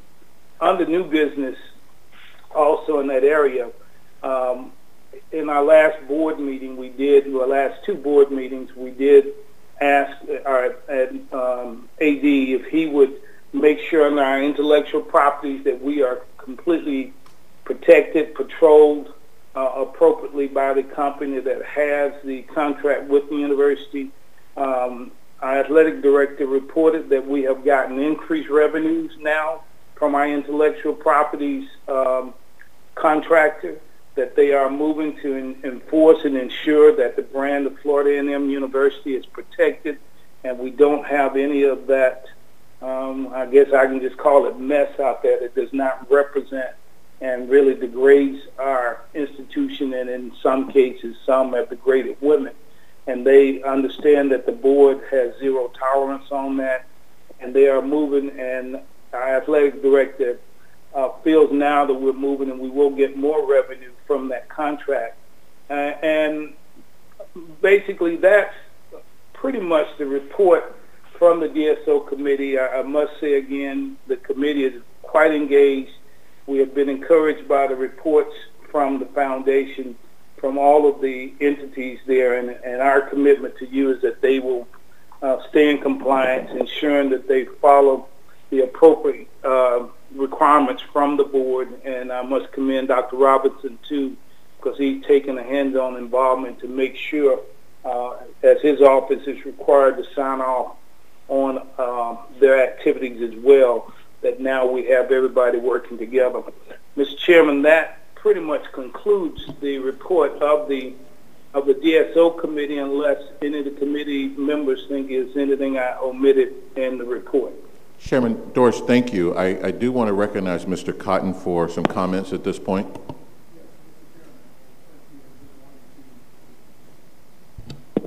I'm sorry. Mr. Chairman, good morning. Mr. President, members of the board. While it may appear to be procedural, there is a technical process that we're requesting at this time.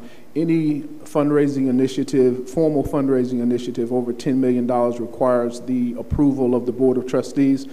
Since we are requesting the authority to move forward with a $125 million campaign, we're requesting official authority from the board to move forward with the planning phase and implementation of that campaign at this time.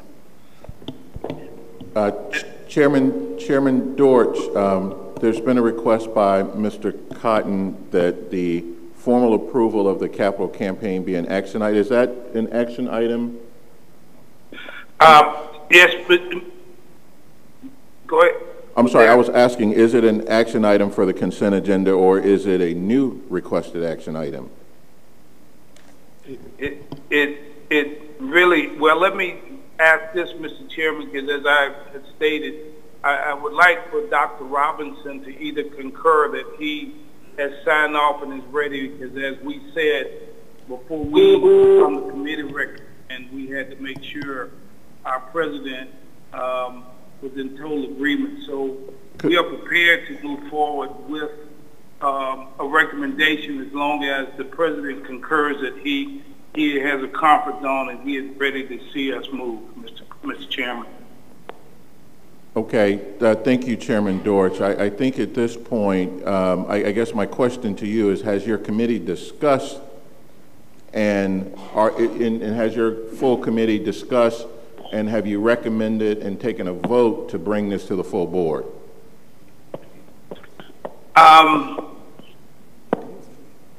From our minutes, I'm not. Go ahead. I'm trying to see Ms. Barge Miles. I'm trying from our. I know we discussed it. I don't think we had a formal vote on it. We didn't take. So we discussed it, Mr. Chairman, in committee, but I don't remember. But there's no formal vote on it. Right. Yeah. It was discussed, but there wasn't a formal vote. So no formal vote. My suggestion from a procedural standpoint is that the committee connects with Mr. Cotton, reviews the opportunity, recommends it and votes it as a committee to bring before the board for full vote. Because that's procedurally how we should handle it. Yeah, I concur, Mr. Chairman, and for the record, it does not preclude the foundation from its normal fund development as it's doing in an acquired state. So it will not slow down the process. Yeah, that's a great point, Trustee Dortch. You know, please don't take this as we don't agree with the capital campaign. Please don't slow down any fundraising activities, but from a procedural standpoint, this needs to go through the committee for vetting. The committee needs to bring the recommendation back to the full board for consideration. So all I'm asking, Chairman Dortch, is your committee pushes it through the appropriate channel and brings it back to the full board. But in the meantime, Mr. Cotton, and I know you will, continue your current set of activities around fund development. Yes, we will. Okay, thank you. Mr. Chairman, we'll add it to our agenda we'll add it to our agenda for our meeting. We'll have another meeting. Absolutely. We'll Yeah, because this is something we do need to take up and have a decision around. So I'm in full support of that. So Chairman Dortch, are there any other informational items coming out of your committee?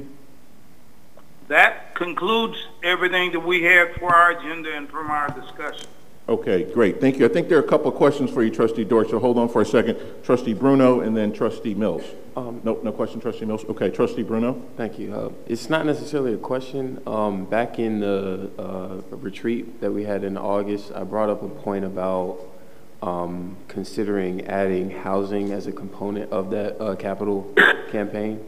Adding housing as a component of the capital campaign. I know that we have to go back to committee to consider what recommendation we're going to make to the full board.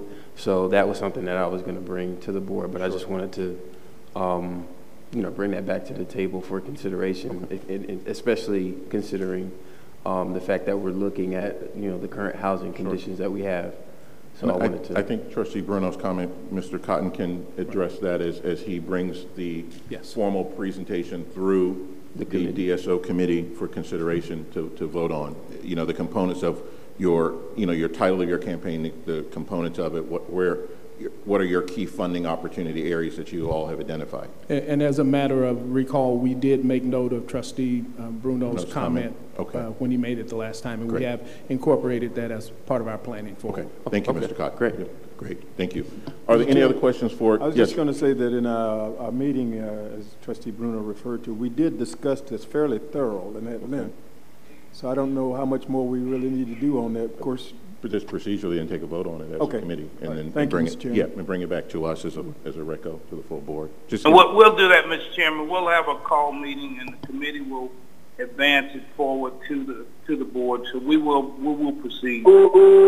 Thank you, Chairman Dortch. I know you've been hit by the weather, as we all have a little bit. So thank you for participating this morning. Are there any other questions for Trustee Dortch and his committee? Okay, great. If not, again, thank you, Trustee Dortch. We're going to move to governance. Trustee Mills, you're recognized. All right, thank you, Chairman Lawson. As you're aware, our meeting was canceled this week as well, so we didn't get a chance to convene. So we will be calling a meeting in the next couple of weeks, primarily to discuss two items: the presidential evaluation, as well as the follow-up and next steps to our board performance survey, and to develop some recommendations for the full board at that time. We're more than likely going to be using at least I will be recommending that, the evaluation tool that we used previously, and that evaluation process. Trustee Moore had put a lot of work into that before, so I think no use in recreating the wheel here. So we'll talk about that as a committee and bring that full recommendation back to the board as appropriate from that perspective. And again, we'll bring that recommendation back, and we'll give a status report. We do have one action item for consideration today that is on our consent agenda, and that is the university's equity report as required by statute. And so at this time, I'd like to recognize Mrs. Carrie Gavin, our Director of the Equal Opportunity Programs, to provide a short update on the equity report. Thank you, Trustee Mills. Ms. Gavin, you're recognized. To the members of the board, Dr. Robinson, as well as we just need to get a microphone. Oh, there we go. Thank you. To the members of the board, as well as Dr. Robinson and all members present, I say good morning. Good morning. It is still morning, right? I'm going to hit the highlights of the executive summary of the equity report. I believe each of you should have a copy. I normally read the entire executive summary, but if it's okay, I'll just do the highlights. Yes. Okay. Unanimous support. The Florida Equity Report, FER, often referred to as the Equity Accountability Plan, must be submitted annually by each public state university to the Florida Board of Governors, pursuant to BOG Regulation 2.003. This report encompasses information related to equity policies, academic reviews, student services assessment, gender equity in athletics, employment, and tenure. Included in the report is a link to all of our policies that basically show that there's no disparity based on any of the protected class issues as it relates to the application of our policies. Academic reviews, we focus on 8 areas. Those areas under academic review include: 1, Full-time, first-time in college enrollment for fall 2015 was 1,591. The number for fall 2016 was 1,293. That is a drop of probably close to 200 plus students. Number two, full-time Florida State College transfers for fall 2015 was 340. The number for fall 2016 was 445, which is an increase. And that increase is probably based on the fact that we increased the articulation agreements with our Florida community colleges. 3, retention of full-time, first-time in college students entering fall 2015 was 1,618, and continuing after 1 year was 1,350. That's a retention rate of 83.4. That is an increase over the cohort the year before. Number 4, graduation rate of full-time, first-time in college students Mr. entering. Chairman? Yes. What was the percentage increase over last year? Last year, I think, was 81%, 81 or 82. So And this year was, this cohort, I'm sorry, the Right. cohort starting in fall 2010 was 83.4. Thank you. Okay. Number 4, graduation rate of full-time, first-time in college students entering fall 2010 and continuing after 6 years is 41.02%. The percent retained after 6 years is 49.94%. That is a graduation increase from the previous cohort, which was 39%. We're at 41.02 for 2015-2016.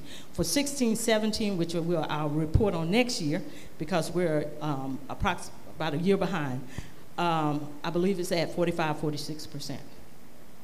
Mr. Chairman, I asked that question because I think that shows that when we talked about our metrics and we showed where we expected to be, I think that puts us right where we said we were going to be from that original 39%. Within the work plan? Yes, sir, within the work plan. Okay. Thank you, Mr. Chairman.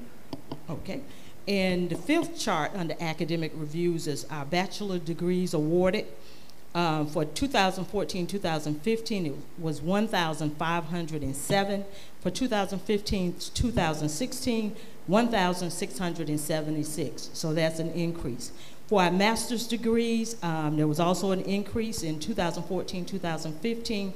We gave out 231, not the students earned 231 master's degrees. In 15-16, 231 in 14-15. In 15-16, 271. So that's an increase of 40. For doctoral degrees awarded in 2014-2015, 21. In 2015-2016, 20. So there's a difference of 1, a fewer number of just 1. For our first professional degrees awarded in 2014-2015, 332. We did drop in 2015-2016, which was dropped down to 306, which is about 24, 26 degrees. The strategies that assisted us with the increases and we hope will assist us in the future include the implementation of the interdisciplinary degree, the reduction of the number or limit the number of access and opportunity at MITS, and also the increase in the articulation agreement with our Florida community colleges, upgrading the technological infrastructure to offer distance learning programs, continued support of online programs that have generated additional revenue, increased student participation in the first and second year experience programs. We've also enhanced faculty and advisor development and utilization of technology to assist in the monitoring of students' progress. We've also established mandatory freshman courses and curriculum-specific colloquium for our freshman and sophomore students. We've used the tuition differentials funds to assist students with demonstrated needs. And I'm sorry I'm running through this quickly, but the pressure's kind of on. Limit the number of access and opportunity students, reduce class sizes when appropriate. increased the number of articulation agreements with Florida community colleges, and we continue to support our living and learning communities that have positively impacted student success. So those are some of the initiatives to help with our academic reviews. Now, we also had a student services assessment portion which basically outlined all departments within the Division of Student Affairs. They operate in an equitable manner without regard to any of the protected class issues. And that's race, religion, color, age, disability, sex, marital status, national origin, veteran status, sexual orientation, gender identity, and gender expression, as prohibited by state and federal law. Gender equity in athletics, that section, the focus was on athletics, which wished to improve the following areas: participation rates of athletes, that's participation rates to athletes, student athletes, to our student body, as it based on gender. And that is a wide gap. Well, I can go into that a little later. But we also, athletics also wish to improve scholarship offerings, funds allocated to the overall programs, tutoring opportunities, compensation of our coaches, and medical and training services, because right now for our sports and over 300 plus athletes, we have only 4 trainers. How athletics wish to improve the department in those areas is to increase attendance at revenue generating sports, implement an annual and capital giving campaign, and also increase ticket sales, which they're doing. The employment section, there's 4 areas that the university had to focus on, all universities had to focus on. That's tenure faculty. Our tenure faculty decreased from 307 to 299 between fall 2015 and fall 2016. That's a percentage of negative 2.61%. Tenure earning faculty increased from 89 to 128 faculty, tenure earning faculty, between fall 2015 and fall 2016. That's a percentage change of 43.82%. As far as our non-tenure faculty, they decreased from 151 to 115 during that same time period, fall 2015, fall 2016, which is a percentage difference of negative 23.8%. Employees in the executive, administrative, and managerial classes increased from 314 to 326 between fall 2015 and fall 2016, which is a percentage change of 3.82%. For the tenure section, we had 7 females, 5 African Americans, 1 Asian, and I'm missing. I have 7, let me go to my chart, because I'm only listing 6. Okay, 5 African Americans, 1 Asian, 1 white female applied for tenure, and all 7 were nominated by the university for tenure.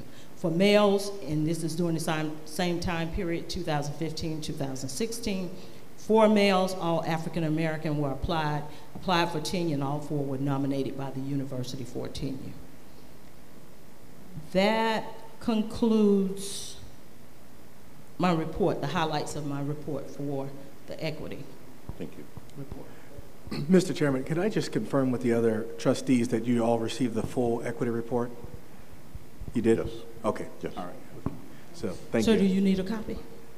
I have a copy. I just wanted to make sure Okay. everyone had received the full report. And thank you for your summary, Ms. Gavin. Thank you.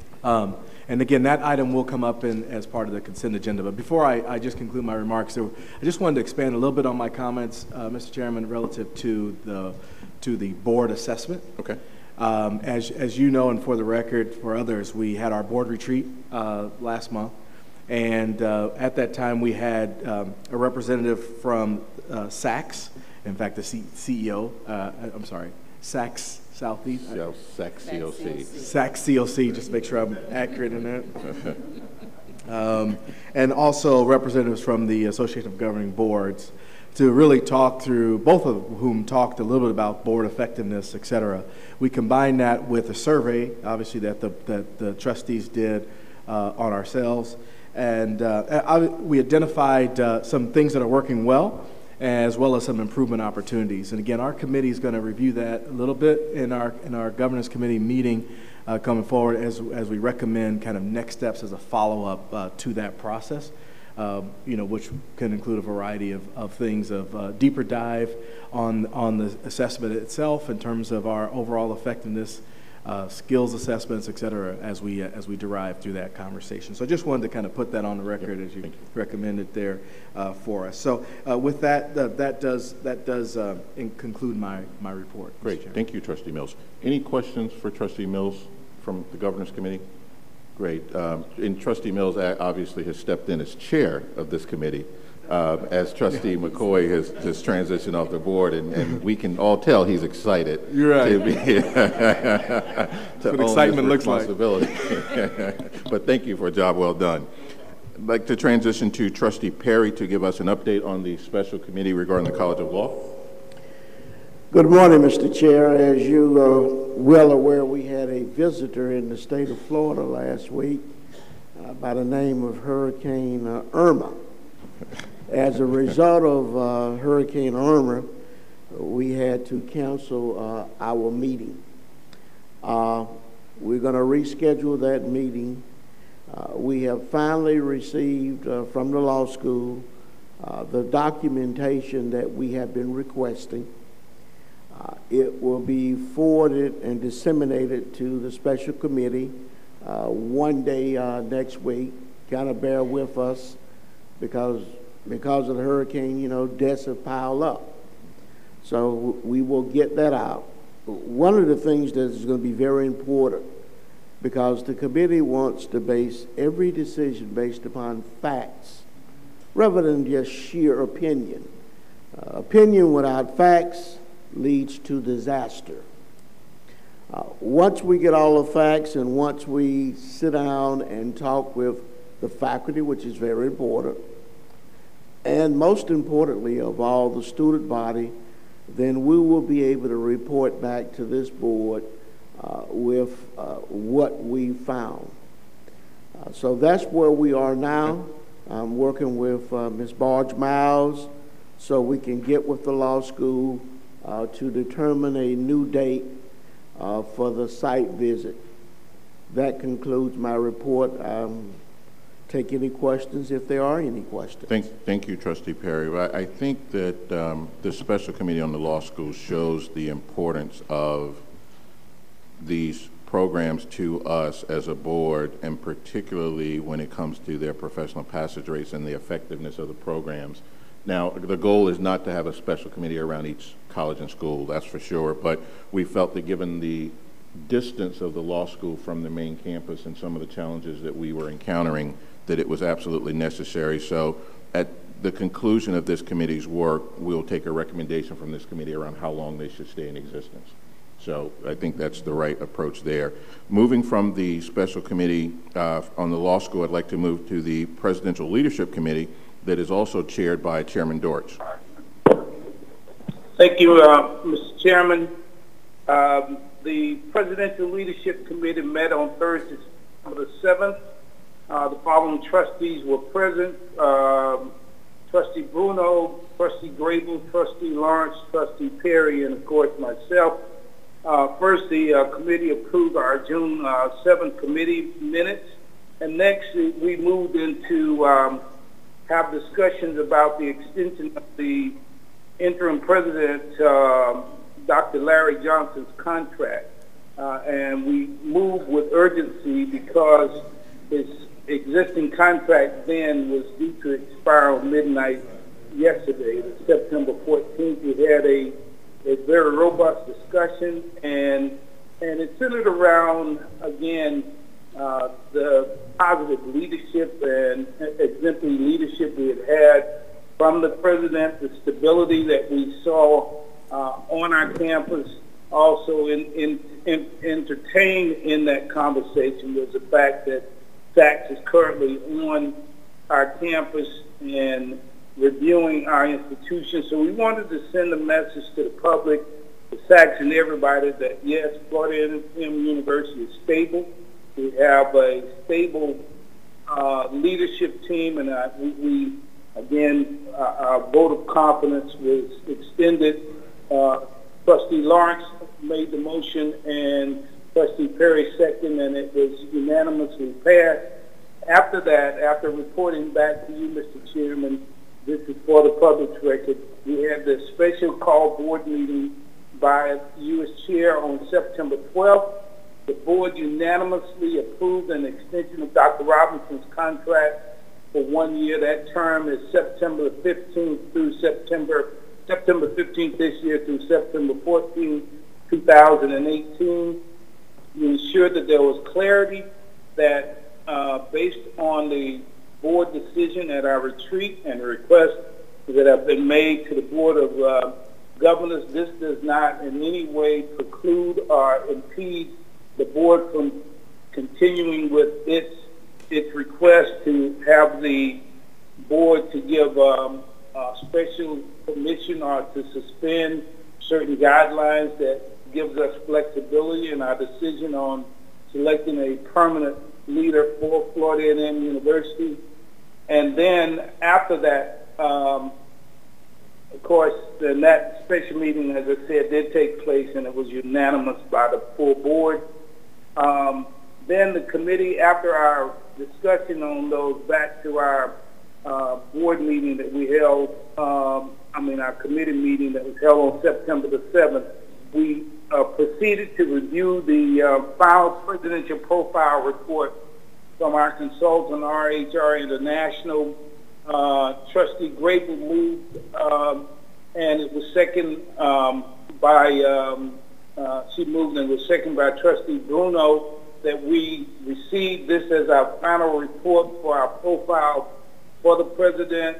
And Mr. Chairman, at this time, I want to move forward to the full board that with the motion that the full board accepts and approves the final report from RHR International, which gives us our presidential profile, which will be used by this board in our consideration for any and all candidates for president as a permanent president for Florida A&M University. Thank you, Mr. Chair. It is definitely on the consent agenda. All right, definitely.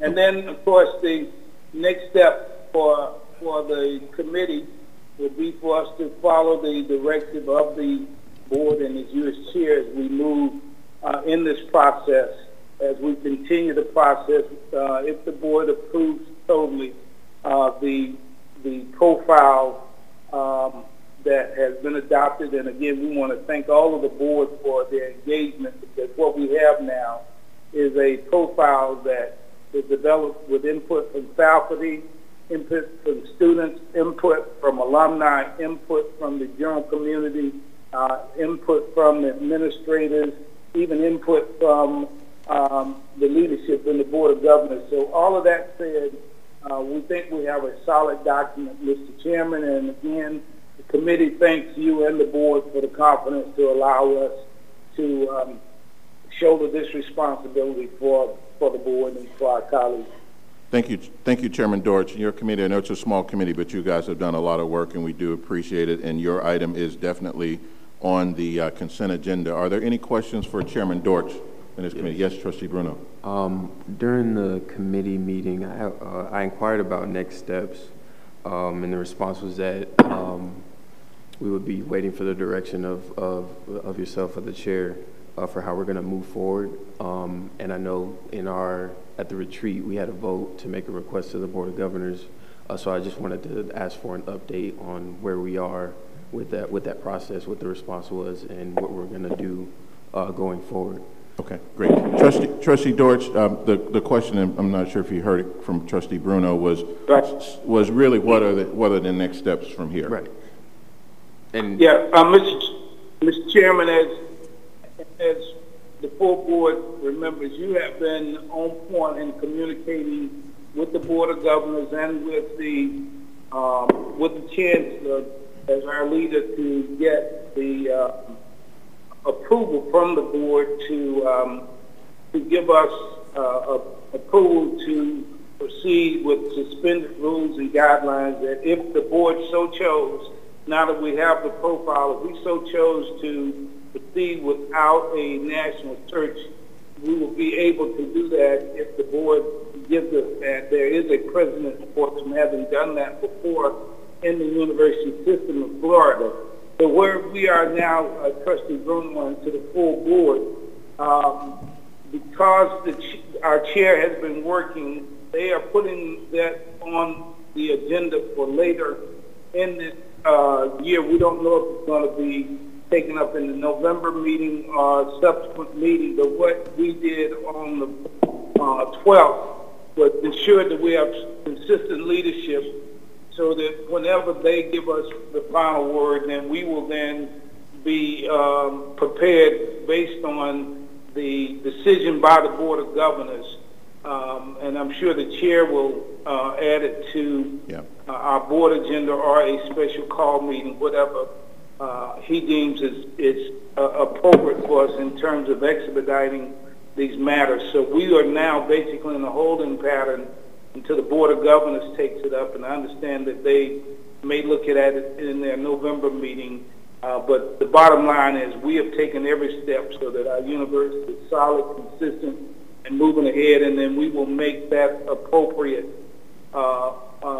move and will be guided by the chair and the board's directive. But at this time, I think the great piece for us is we have a great leader in Dr. Robinson, and the one thing we don't have to worry about as a board of trustees is will our university operate at its best. And so with that, it gives us flexibility, breathing room, but we're now waiting for the Board of Governors.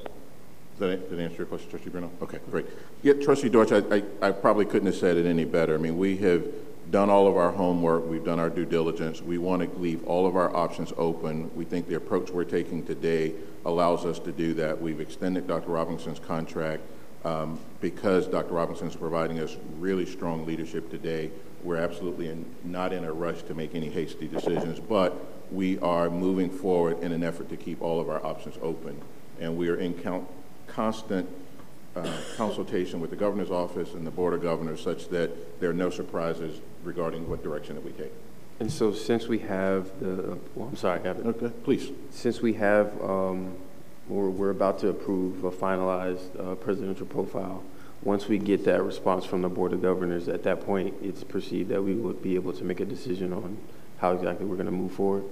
Yeah, but I don't want to hinge it all on the Board of Governors' decision, because I think it's going to be incumbent upon the Presidential Leadership Committee to make a recommendation to the full board based on all of the facts that are on the table. We have the profile. We're going to have the review coming out of the Governor's Committee, put those two together, then we can decide, do we want to conduct a search, yes or no? So we have a year with Dr. Robinson's current contract to do that. If we opt to not conduct a search, and hopefully we're successful with our petition to the Board of Governors, we'll have that option as well. So we want to put ourselves in a position to, one, most importantly, not rush.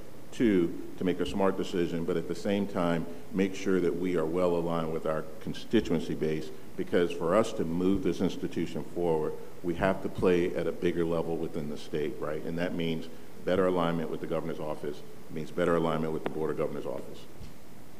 Mr. Chairman, one last thing for the record is that Florida A&M University is fortunate to have solid leadership from Dr. Robinson. There are about 14 HBCUs now that are out there, and many of them are struggling because they did not have the opportunity like we did to have a proven leader who could step in.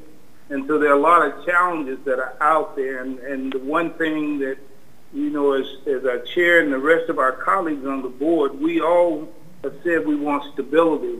And I think we want to move intentionally. We want to make sure we make solid decisions, and that we make sure that when we make that decision based on having all of the appropriate I's dotted and T's crossed, we'll have a stable leadership for Florida A&M University for years to come.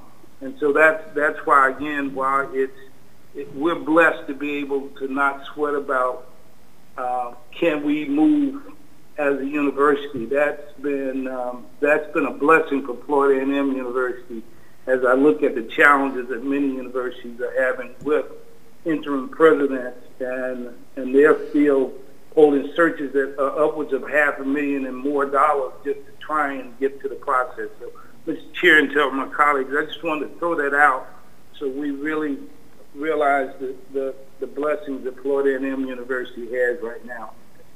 Thank you, Chairman Dortch. Are there any other questions for Chairman Dortch's committee? No? Okay. If not, we'll keep moving. We are on our last committee report, which is Strategic Planning and Performance Measures. Trustee Washington, you're recognized to present.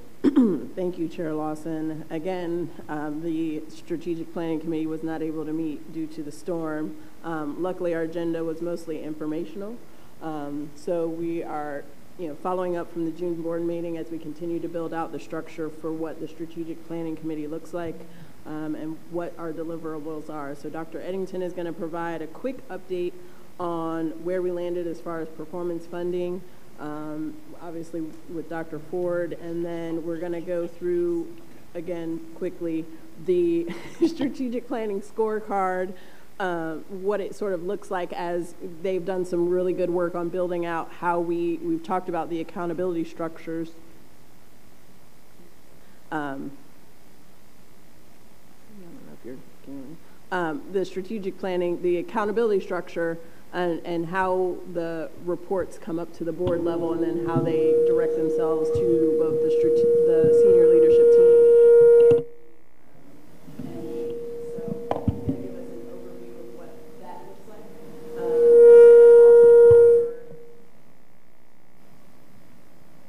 And then also review the budget. I did want to acknowledge the letter that the governor sent earlier, or actually probably a month ago at this point, that talked about how universities received additional dollars and wanting to make sure that they're going, where it will have the largest impact. And I think that Florida A&M is in a really good position because we specifically allocated those dollars to our strategic plan. And as long as we continue in those lines, we will be in a very good position if we are required to do any reporting, because again, that's what we're monitoring on a regular basis. So we'll be able to track those I'm confident that we'll be able to track those pretty regularly and easily. So Dr. Eddington, you are recognized. Good morning again. Just briefly, with regards to our performance funding, as you all know, I'm certain, is that we ended up in the bottom 3 this year. We were the second from the bottom, so we didn't get any performance funding this year. But it's not new information. So, we're working internally to address each of those metrics and to develop plans to improve and stay very focused on those institutionally. That's the snapshot update, and I think Wanda may have some comments about the financial impact. Thank you. Just briefly, the impact on the budget was $11.5 million, which is a big hit. But thankfully, enrollment is increasing, and so we should have the funds available to offset that loss. Thank you. Okay. So with sorry, President Robinson, you had a comment. Yeah, Madam Chair, I would like to point out, though, that the university actually got exactly the same number of performance funding points this year as we did a year ago. And in the nature of the model, however, that you just can't rest on your laurels. You have to continue to get better. A couple of schools did, and so in a way, we lost money, but we performed at the same level. And that loss was a pretty big hit, $11 million. And so I'll leave it at that. Thank you. And I think that's a very important point, is knowing that the model is to promote continuous improvement, and it's always a moving target. So we always have to make sure that we are striving to continually improve, not only against ourselves but against the other 11 institutions that make up the state university system. You can continue. Okay. So with regards to strategic plan implementation, I just want to give a very brief update on where we are. mention a few things about the budget, our monitoring plan, and highlight one of our key initiatives. So, you know, back in June, we had presented a budget and the board approved the strategic plan budget as part of the overall university budget. And just wanted to let you know we are on target for allocating those funds as planned. We have met with each of the areas that's responsible for those initiatives and work with them to devise goals that are perfectly aligned with the strategic plan priorities and goals, particularly our Title III initiatives that constitute majority of the things on the list. We reworked all of the goals for every single activity, and those were included in the university's new proposal that has been submitted to the Department of Ed. So the main point is that we are positioned this year to allocate and utilize those funds as intended to support those priority initiatives listed there. The main thing I wanted to talk about was the monitoring plan. Earlier I'd mentioned a process and software that we are using to monitor the implementation of the strategic plan, as well as other initiatives across the campus that are being monitored via our office. We talked back in June about the scorecards that we were using. The scorecards give you a snapshot of key performance indicators. And as you all know, we have several metrics in the plan, and so what we've done is we use a stratified approach where we have identified metrics at different levels. So there's board level metrics that we feel the board would be interested in seeing. These would be annual reporting metrics here, just very high level snapshots of the key indicators for the board. Of course, you'll have access to the lower level metrics and data on an ongoing basis. But this is something that is a nice tool just to say, hey, how are we doing this year as compared to our targets and our previous year's performance in general. But the real meat of this is some software that we're implementing. And so we're going to have a strategic plan website that we're in the process of developing.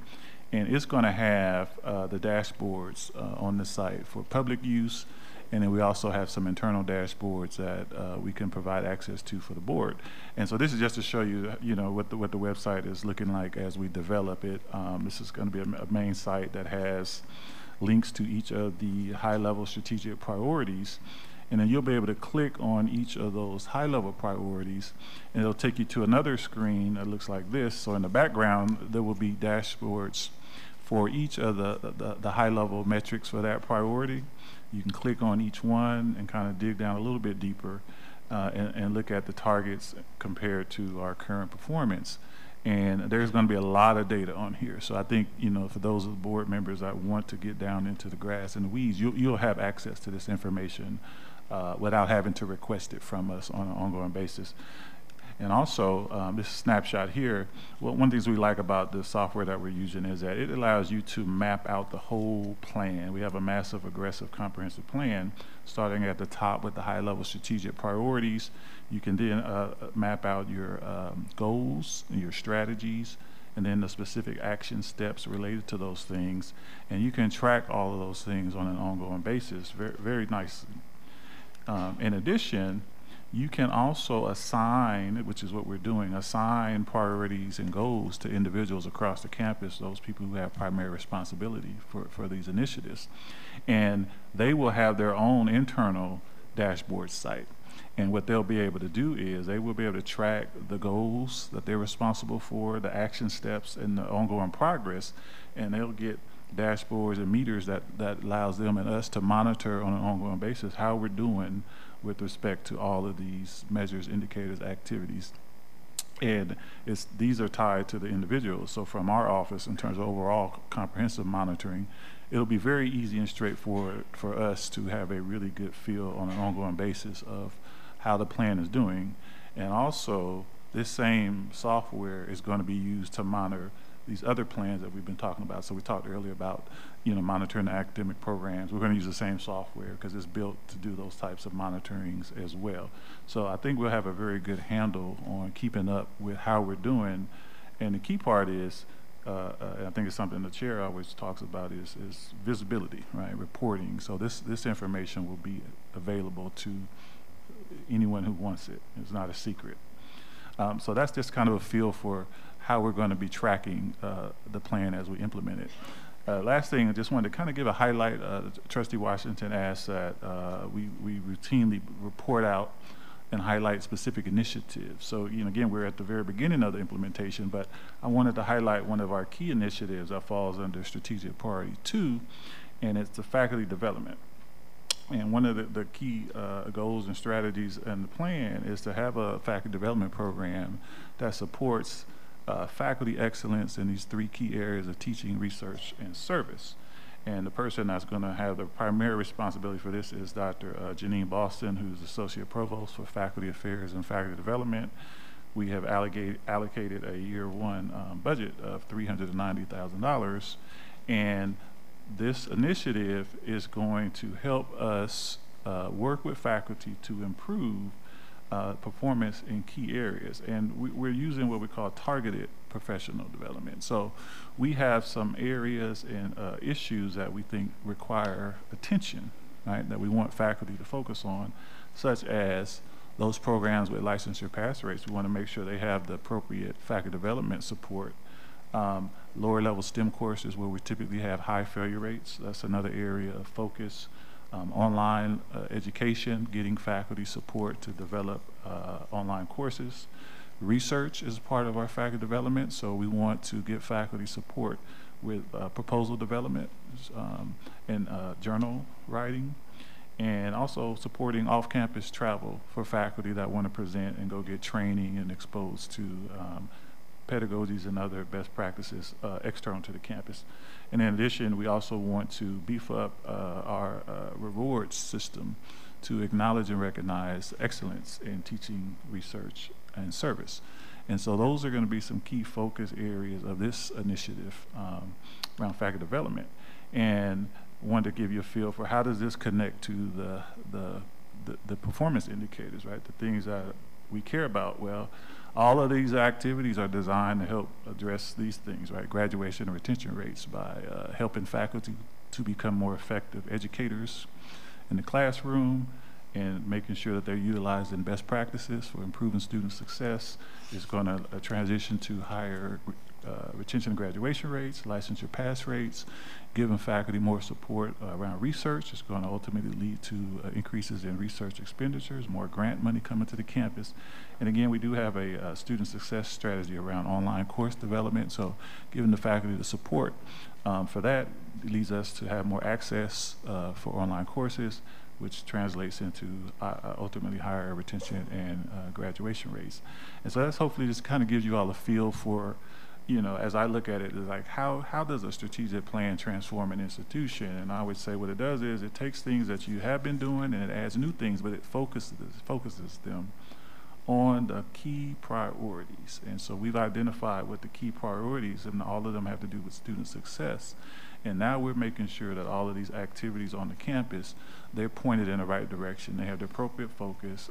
To Dr. Grable's point earlier, they have the appropriate financial support, and all the ducks are pointed in the same direction with appropriate monitoring. And so that's kind of a snapshot there. And, as we always say, it's all about student success. And so we'll be reporting periodically to our committee and then full board as requested on various initiatives, particularly as we begin to generate data and information as implementation continues. Thank you, Dr. Eddington. Any questions? Just one, Madam Chair. Go ahead. Relative to, because we all know that with data, it's only as good as the folks that are inputting that information. Will there be a set frequency? Because we talk about the ability that board members will have to access the information just whenever. It won't always be updated whenever in real time. So any set frequency that you have in mind so that updates will occur? Yeah, so in terms of I'll call it the dashboard sites, that's going to be updated on an ongoing basis, so that there's some data in there that, so in our office, it's weekly, bi-weekly. There's some that's monthly. There's some that's quarterly, right? There's some that's annually. So the frequency has to do with the specific activity, because keep in mind we have high-level metrics and we got action steps that all require data. So from a board perspective, I think it's really about the frequency that you want to access the site, right? And if you say, I'll look at the site once a month, what you'll find is the high-level metrics won't change because most of those are annual. But the lower-level metrics might be a semester basis. Some of the things you're interested in, you'll see updates on a semester basis. Some of them are going to be monthly because there's types of data that we're going to be collecting on an ongoing basis. I will update as quickly as we can internally. And so you'll be able to get a feel for where you want to go based on how often you access the site. But we want it to be comprehensive. And I would also add to that, I think that Dr. Eddington and I will get together because, again, there's some such thing as too much data, and figure out what the frequency is for reporting from us to the board so that we are making sure that, you know, we call the site and are giving the board the high level information that is relevant, you know, quarterly or as we meet, rather than expecting, you know, us to go on the site monthly and call through that, because it can be arduous. So we will make sure that's part of sort of what we're doing as we're building out our plan for reporting, is figuring out which metrics make sense to report during which committees. Dr. Grable?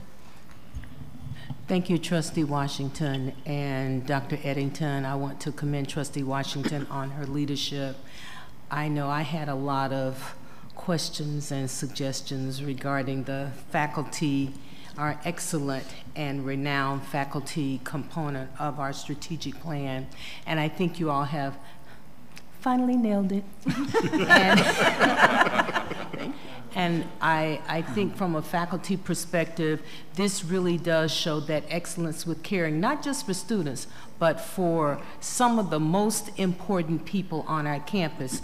Two, I'd like to say, when you combine the improvement plan with the strategic plan, it is really clear that we're making an effort not to just make sure faculty concerns are heard and we go up the ladder and tie evaluation to performance, but we also come down the ladder and do the same thing. I think it's a really great strategic plan update, especially regarding the excellent and renowned faculty that we do have here at Florida A&M University. Thank you, Trustee Grable. Trustee Bruno. I also wanted to commend Trustee Washington and Dr. Eddington on the progress that's been made with this, not just the plan, but also the medium through which you're going to be able to, we're going to be able to monitor it. Obviously, that was one of my concerns that I brought up earlier. And so I wanted to one of the questions I was going to ask was about the frequency with which you would report to the board, and so I wanted to say that I'm in support of you all working together to make sure that it's at the data or you know, the information that you're coming to the board with is just a high-level snapshot, so that we're not digging too deep. And if we want to dig deeper, like you said, we can do that at our own leisure. So I'm in support of that, and I appreciate this, what you guys are coming up with. Thank you, Trustee Bruno. And really, it's Dr. Eddington and his team that does all the work. I just kind of provide guidance when necessary. Any other questions or comments? If not, that ends my committee report. All right, great. Thank you, Trustee Washington, for that. Yes. I think what this does for us is it demonstrates that this is a dynamic process. It's not static, right, or just kind of like a document that you write one time and throw in a room until next few years when you got to update it. But this is a dynamic process, and it allows not just the context of the strategic plan, but also all of our committees. The data that they're providing, it supports in one way or another all of the processes that we're doing in all of our committees, and this is it's a very good process for us to work, and it's easier, but it's also more transparent. Yes. Which is a critical thing that we really need. Because I think, you know, and I know Trustee Washington agrees, I think these improvement plans for each school and college should tie to the work plan that should tie to the strategic plan. Right. So they all link. So we're all working on the same things that we've deemed to be important. So thank you, Trustee Washington. Are there any other questions, comments for this committee? Okay, if not, I'm going to take a bit of a chairman's privilege for a second before we get to the consent agenda. You all will notice that one member of the family is missing, and that's former Trustee McCoy. Yeah. So I did want to take some time, or I do want to take some time to recognize Trustee McCoy's accomplishments, his contributions to the board. He had to resign due to personal reasons. He had a long conversation with Dr. Robinson and myself, and we understand why. We wish him well. We wish him the best. He's informed the governor's office of his decision. They've accepted his resignation, but I want to make sure that we as a board officially go on record of thanking him for his time on the board and his contributions to our total team effort. Okay? With that, people, it seems to me it'd be a lovely small thing for him to have. I think it makes sense, Dave, Trustee Lawrence, for us to maybe ask our staff person, Attorney Barnes-Miles, to come up with an idea too of something we could give him to signify his contributions to the board. I think that would be well worth the effort. Okay, thank you. So let's move to the consent agenda. I do have one item that I'd like to add to the consent agenda, and that is Chairman, yes. Before you go to the committee, Yes. the consent agenda, kind of a follow-up with Dave is maybe we can do a board resolution in addition to what you're having Mr. Barge-Miles comes up for folks like General McCoy. If we could just do a, you know, that lets him know how all of his colleagues work, and we appreciate that. So we'll do like a board resolution. I think to your point, Trustee Carter and Trustee Lawrence, we should do both of the above and make it something significant. I mean, it's a lot of time and a lot of investment to keep up with the board activities, committee meetings, travel, phone conversations, conference calls through the board, et cetera. And as you all know, this is a highly paid position. So we do want to, You got a raise though. Oh, absolutely. So we do want to do something significant to recognize his contribution. So thank you. But before we get to the consent agenda, there is one item I'd like to add to the agenda that won't be on the consent agenda, but we'll do it after we take a vote on the consent agenda, and that is a presentation from the National Alumni Association. So at this point, is there anything else that we need to remove from the consent agenda, or is there anything that needs to be added to the consent agenda? Yes, Trustee Grable. Nothing to add or remove. However, I recall in the Academic Affairs Committee meeting, and Trustee Carter mentioned it earlier, I believe Dr. Amber Golden is going to receive pay. And I think the consent agenda says leave without pay. So we want to make sure we correct that item so that it reflects the actual situation regarding her leave. Great, thank you, Trustee Grable. We did ask that question right after Trustee Carter's presentation, so we just need to properly reflect it in the minutes that those two leaves are slightly different, one's with pay, one's without pay. Okay, thank you, Trustee Grable. Are there any other changes, adjustments to the consent agenda? If not, may I entertain a motion? So moved. Second. Motion's been made and properly second to approve the consent agenda. Any questions? All those in favor?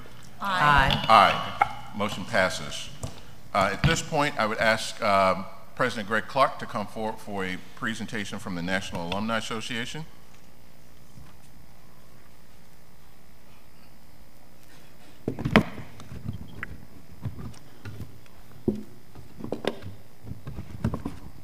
Thank you, Mr. Chair. So also welcome and thank you so much to the Board of Trustees for all you do in leading this university. Thank you guys are doing a great job. Keep up the good work, and we're here to support you. So, as been customary in the past, when a trustee has become a life member of the National Alumni Association, the chairman has afforded me an opportunity to recognize and present that respective trustee in this august body. So today, on behalf of the Florida A&M University National Alumni Association, I would like to call Trustee Nicole Washington forward, please.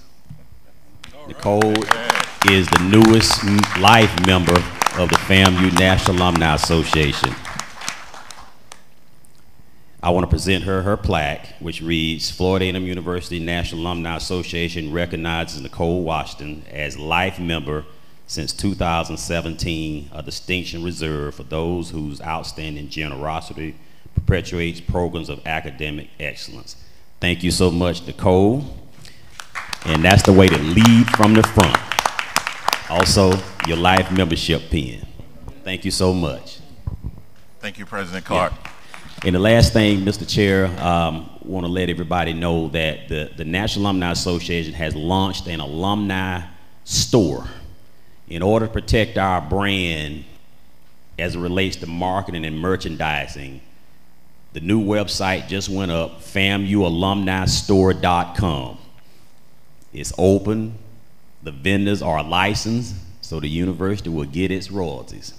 So this one-stop shopping, it launched this weekend, so if you need paraphernalia for the game, www.famualumnistore.com.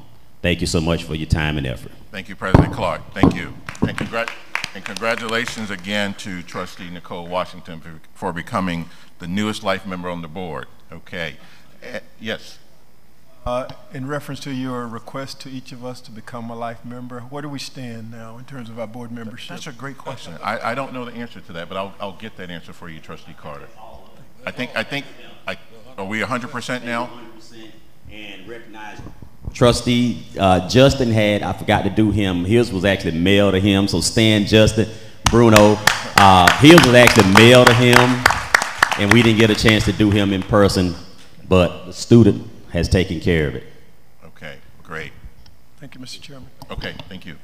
All right. I'm sorry, Trustee Bruno. I just wanted to thank President Clark and also Trustee Carter for my entrance into the life membership. Is I haven't graduated yet, but it is an honor to be indoctrinated into that in that process of, and it also means that I'm going to be giving back to the university as soon as I'm able to. So.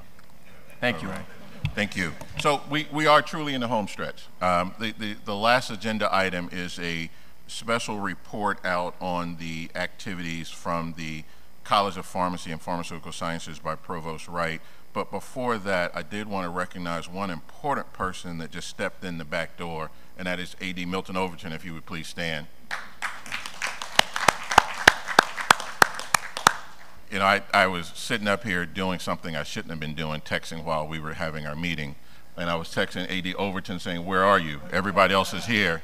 And he said, I'm working. I said, well, you still need to show up. So thank you for coming, A.D. Overton.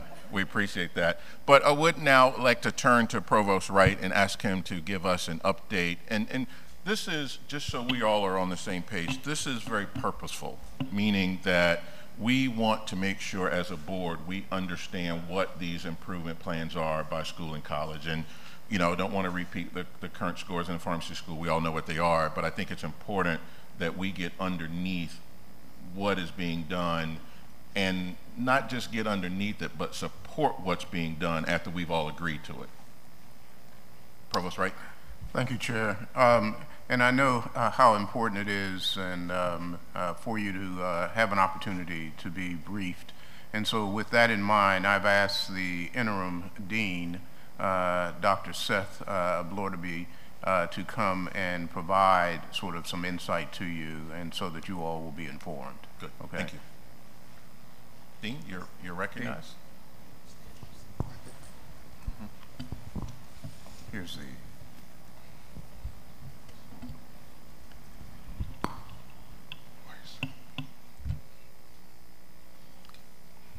Good morning. Morning.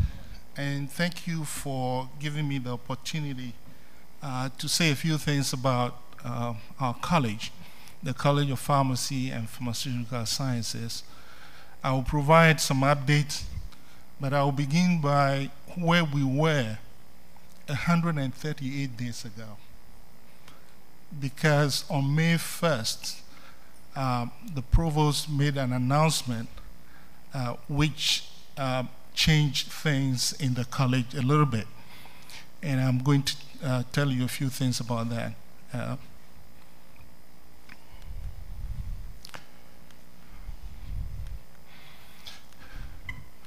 On May 1st, we have just missed a second deadline to submit our accreditation interim report to ACPA.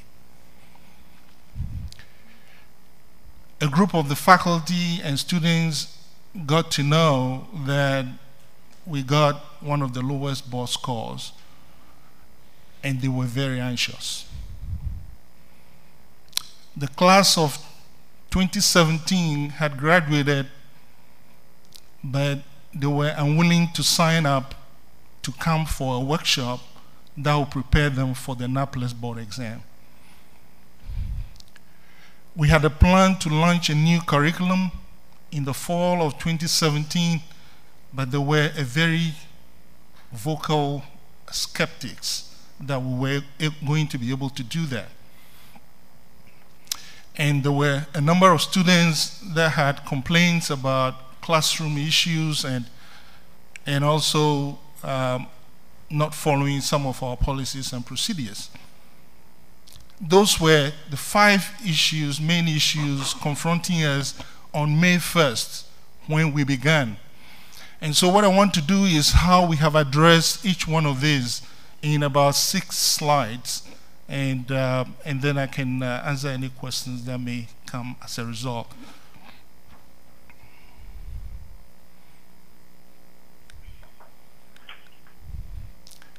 So what did we do about the missed accreditation interim report? We called ACPE, which is our accrediting body, immediately.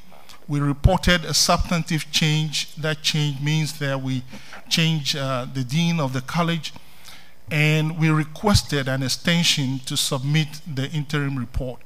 And they were very nice about that, and they gave us about 3 weeks of extension that we report on May 19th, 2017. And indeed, we were able to prepare the interim report and submitted that by May 19, 2017 deadline. The faculty and students were anxious about the board scores. We did some administrative changes in the college. We met with the faculty. We shared a plan of how we can restore the corps to where it needs to be. And many of the faculty members began asking us how they could help move us forward. And that was very important.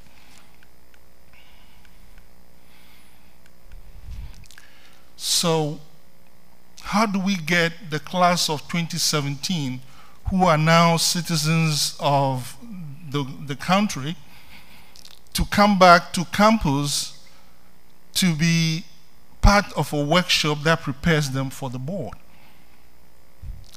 Now, they are no longer students, so we cannot direct them to do things. And in addition, we can use certain funding to bring them back to campus.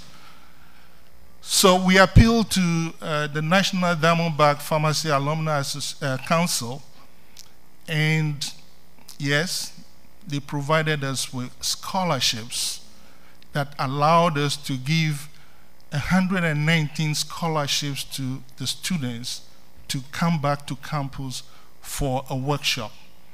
And not just any workshop.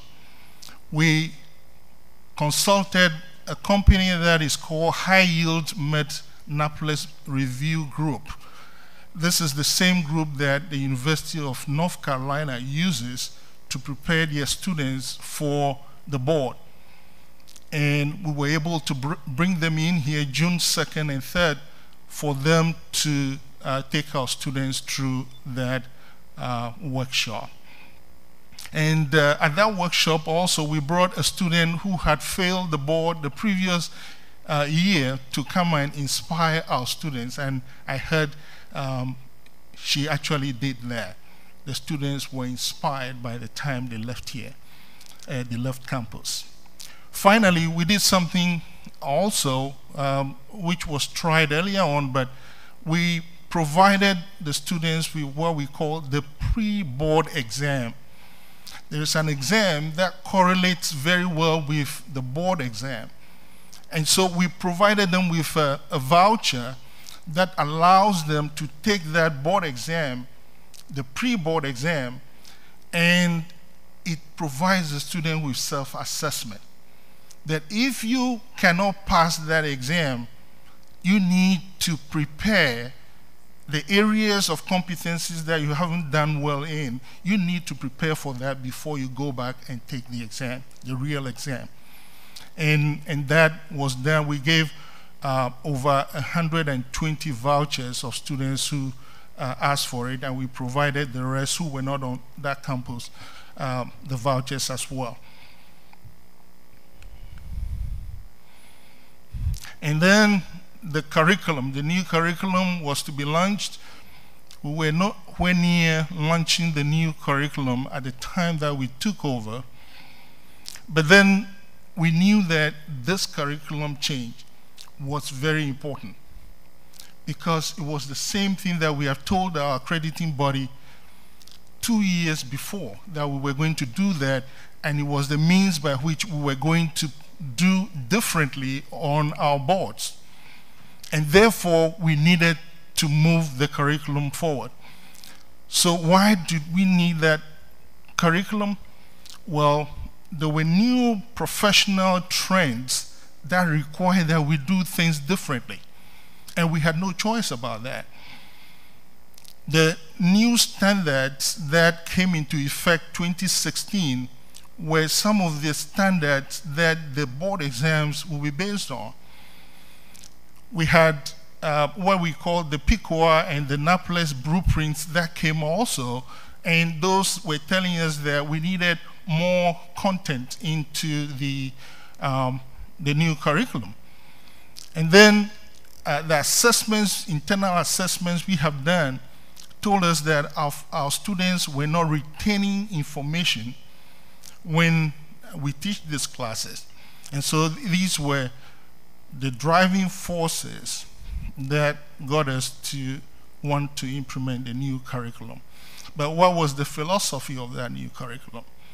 Well, we wanted all clinical activities to come forward. The first year, beginning from the first year, we want our students to begin utilizing the concept right from the word go. That is important because you know that when students participate in the professional activities, they can remember those things more. Number two is that we had an intentional integration of the curriculum and the sequencing of that curriculum as well, so that we were able to determine which courses must come first, allow those courses to lead the subsequent courses, and so on and so forth. I've listed a number of those there as well. Now, there were a number of student complaints that we inherited, and we began simply by putting these issues before the faculty. We have a faculty meeting and a faculty retreat that we put these issues right there for faculty to address. And we have met a number of faculty members to discuss some of the details of some of the things that we need to do differently from what we have done previously. But importantly, our grievance procedures are now being updated to clarify the grievance procedures for the students to understand what is involved. And then we also determined that we needed an early alert system that identifies students who are at risk in not passing our exams. And we will deal with those students. Once we get the information, they will be called to the counselor's office, and a plan will be designed to take care of their activities. Now, it is important for me to note here that the College of Pharmacy has accreditation extended up to June 30th, 2022. There's nothing different about that. But we are going to have a focus on site evaluation visit in October 31st to November 1st, coming out very fast. In fact, the self-study report is supposed to go next week, and our folks are working on that even as I speak this morning. Now, the report that I sent in on May 19th, we got a response to that report. There were 5 monitoring areas when we sent the report. 2 of those monitoring areas have been removed now. We have only 3 monitoring areas that are left. And these have to do with organization and governance. And by that, they want to get some assurance that we have stability. We have stability at the administrative level, the president, the provost, and the dean's position. They want some stability in that direction. The second thing, they want the faculty and staff levels to go to normal. Well, one of the areas involved in that is our Crestview campus. We had indicated previously that we were going to get 2 faculty members there, which we didn't when they came last year.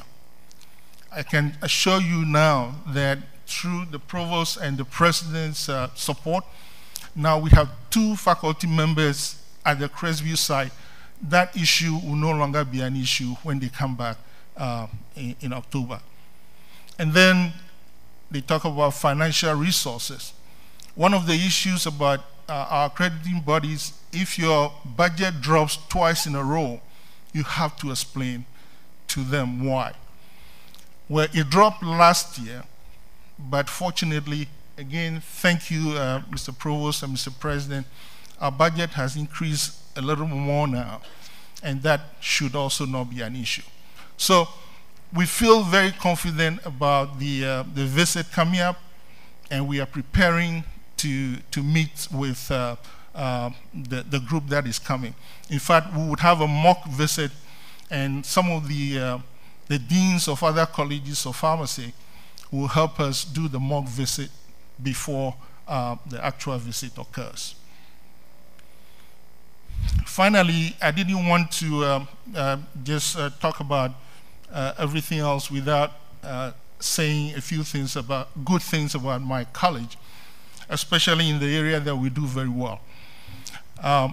Last year, 2016-2017, the research grant that had been granted according to sponsored program is over $15 million by the College of Pharmacy.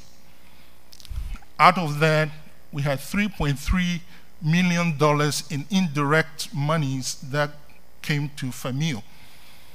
And that constitutes about 37.5% of all the research dollars that had come to the university. Please give us a clap a little bit here.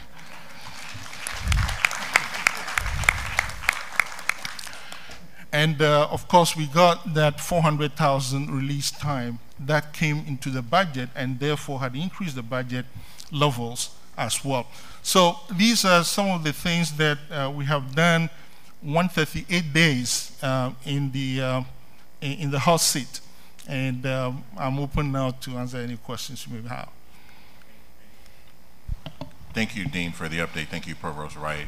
But this is kind of what I was talking about, and that is us getting a more detailed look so that we can understand what's being done, as well as can align with you, Dean and Provost, on what's being done, because ideally when you leave this room, it's no longer your plan, it's really our plan. And we want to be able to support that as we move forward. So, Trustee Carter, what I would ask is that we have a similar approach for each school that has a professional passage rate, such that we can take a hard look at those plans. And not that we're not serious, but I want to get even more serious about passage rates, because you guys know the funding model as well as I do. You know how it plays out in recruitment. You know how it plays out in our reputation. We want to get even more serious about these passage rates moving forward. So, Dean, I think you guys have done a nice job. Thank you very much for the attention to detail. Thank you for a really good presentation. But my only request is, as you find issues, let's not wait for a meeting. Let's not be bashful. Get it to the provost. Provost, get it to us if there's something that requires some type of decision from our group, because you can't do this all by yourself. And we recognize that. But I think one of the big keys that I do want to leave you with is when you leave this room today, this is not your plan. This is our plan, and we need to embrace it, and we need to work with you to do the things that you guys have laid out here that you think needs to be done. Mr. Chairman, one quick comment, yes, if I can. I'll try to articulate this. First of all, thank you very much for your presentation and certainly all the action items that you have identified here. And it looks like there's good progress, or at least a good plan to start tracking against. My comment, though, is also what I was hearing is sort of this theme of things that we said we were going to do and then just didn't. Mm-hmm. Right? So whether we said we were going to submit this thing 2 years ago, or we said we were going to hire people, whatever it was, a year ago, and we just hadn't done it. And that kind of applies to not only the pharmacy school or the other licensing schools, but even as Dr. Eddington and I were talking about, the execution of our strategy. Because if we're tapping into a cultural issue relative to the university, and I want to make sure we're addressing that, right? So there's a sense of urgency that has to be established across the enterprise before it becomes a crisis like we have in the pharmacy school, right? Because we've got a crisis, everybody's throwing things together, putting resources, all that kind of thing. But what led up to that is this potentially this lack of sense of urgency. And then I don't know, but I was maybe speculating that is a cultural issue that we want to try to make sure we're tapping into relative to the strategy going forward, and how we create this pressure that people understand this stuff is real and important, and it's now kind of scenario. Okay. Thank you, Trustee Mills. President Roberts, would you like to address that? Thank you, Mr. Chairman and Trustee Mills. Part of this is cultural, but part of it is just change. The fact that priorities change when leadership changes. For example, those 2 faculty members were committed, some time ago. Leadership changes, other priorities come, and you don't do some of those things, and then we find these kinds of consequences as a result. So the cultural part of this might very well be the change, right? And so we have to fix that as well. And I do think the other part is making sure that we follow through on things that we identify as problems and get them off the table. But I do have to point out that the change that we've seen, some of the change has led to different priorities, well intended. However, all of a sudden, these 2 faculty members that we thought we committed to some time ago didn't get done, and now we have to try to fix that problem. And that wasn't a cultural issue unless you factor the change as part of the cultural issue as well. Okay. Thank you. Mills, Trustee Mills, you. Okay. I'm sorry, there are other questions. Trustee Carter and then Trustee Washington. Just a comment to follow up on what you were saying is that the provost and I talked last week about getting all of those schools. Just what you were telling us to do. We talked about doing that. So he's working on a plan now to ensure that we have that for all of our professional schools, and that we can get that to you on a regular basis. Thank you. Thank you, Trustee Carter. Trustee Washington and Trustee Bruno. And I would just follow up with that, yes, there's change and transition, but how do we create a culture of accountability that even throughout transformational change, that things don't fall off? Because we've seen it through audit findings. We're seeing it, across the enterprise, that things we're saying we're going to do and don't get done. And I agree with Trustee Mills. There's this sense of urgency that's almost too late when we've known that these issues are percolating for a number, for in many cases, a long time. So how do we create, in thinking about change and stability across the enterprise, sort of at the board level, how do we support the accountability that throughout, we're always going to be in a state of change, that we are following up in managing ourselves with integrity. Okay. Good points. Very good points. Let me go with Trustee Bruno, then I will come back to Trustee Perry. And I guess my original point was not tied to what Trustee Mills and Trustee Washington were alluding to, but I did want to add on to that by saying that I guess to address an issue that might arise from a change in leadership or a change in personnel, like she's saying, we should have some type of structure that serves as a common denominator. So if something does change on that level, we don't have things slipping through the cracks as a result, and that might require that we provide resources to have additional staff support, so that, you know, if we do lose a couple of faculty members or something like that, somebody still has access to the information that needs to be transmitted to whatever boards that exist. And so I think that our saying that those changes need to be placed, or those resorted, those changes need to take place, or those resources need to be allocated, that reflects the sense of urgency that we're saying is missing at this point. And then the other thing was, I had some questions about the corrective action that you said, that you went through in the earlier slides. Because you said, so we are now operating on the new curriculum that has been established for the College of Pharmacy? Yes. Okay, so that curriculum has been confirmed to align more properly with the standards and the board exam? Absolutely. Okay, and so, and sorry if because I'm trying to make sure everything connects. The students that came back from, that came back to take to get the workshop, they were helped by an outside entity because what they had received from their schooling wasn't necessarily in alignment with what was going to be on the exam. Well, we wanted to make sure that when our students went to take the board, we had a different score from what we had. Right. And so we needed to expose them to everything that we thought they should have before going there, and review them for them, prepare them, give them the necessary confidence to go out there and do well. Right. We didn't think that that was the case when they left. Right. And so, based on the changes that have been made and implemented with the new curriculum, the students that are coming in now as freshmen, they will be able to, they have the opportunity to take advantage of those changes. So when they get ready to take the exam, they should be adequately prepared, and they shouldn't need any outside entity to come in. Very good. That is the goal. Right. That is the goal for the curriculum, to deliver a student that passes the board without much additional preparation. Right. And so that should close the gap. But my concern, or my question, is how do we close the gap? Or is there a plan for you to close the gap for the students that are already in the program and are in the midst of the change that's taking place, because they're going to have to get grandfathered into this new curriculum? Yes, a gap analysis was done earlier, and all the gaps that have been identified are being filled in the second, third, and fourth professional years now. Okay. So they will be adequately prepared.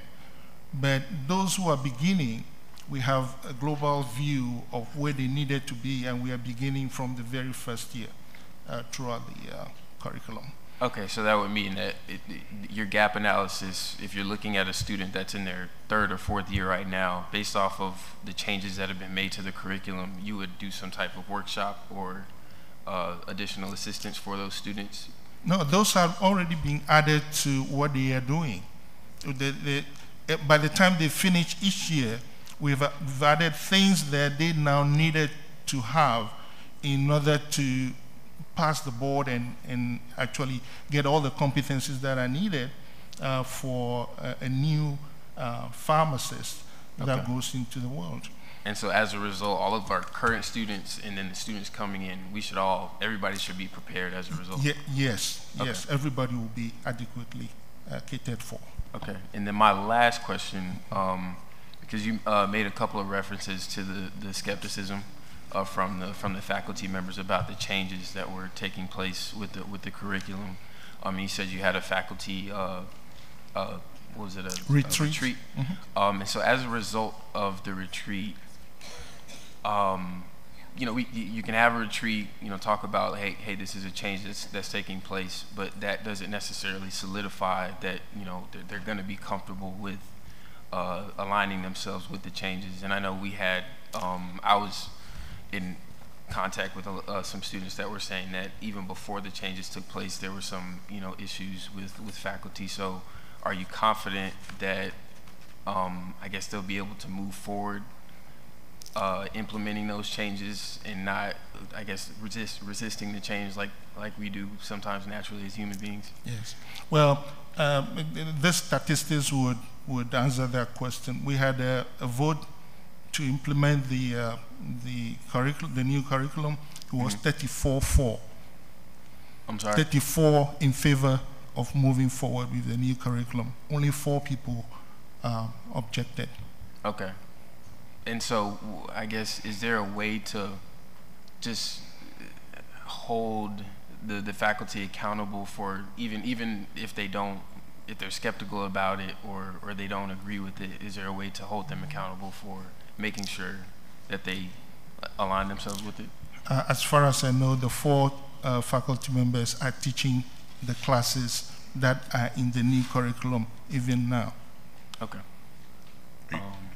Trustee Bruno, what I would ask, just for sake of time, if maybe the 3 of you, yourself, the provost, and the dean, could maybe have a sidebar, just so you get all of your detailed questions. You have great questions, but just so you guys get all your detailed questions answered to your satisfaction, because I'm sure you're probably having some questions from students on campus about certain things that they want to hear and make sure that are being addressed. But just for sake of time, I'd ask maybe the 3 of you to connect on that issue, but I do want to get to Trustee Perry before we run out of time.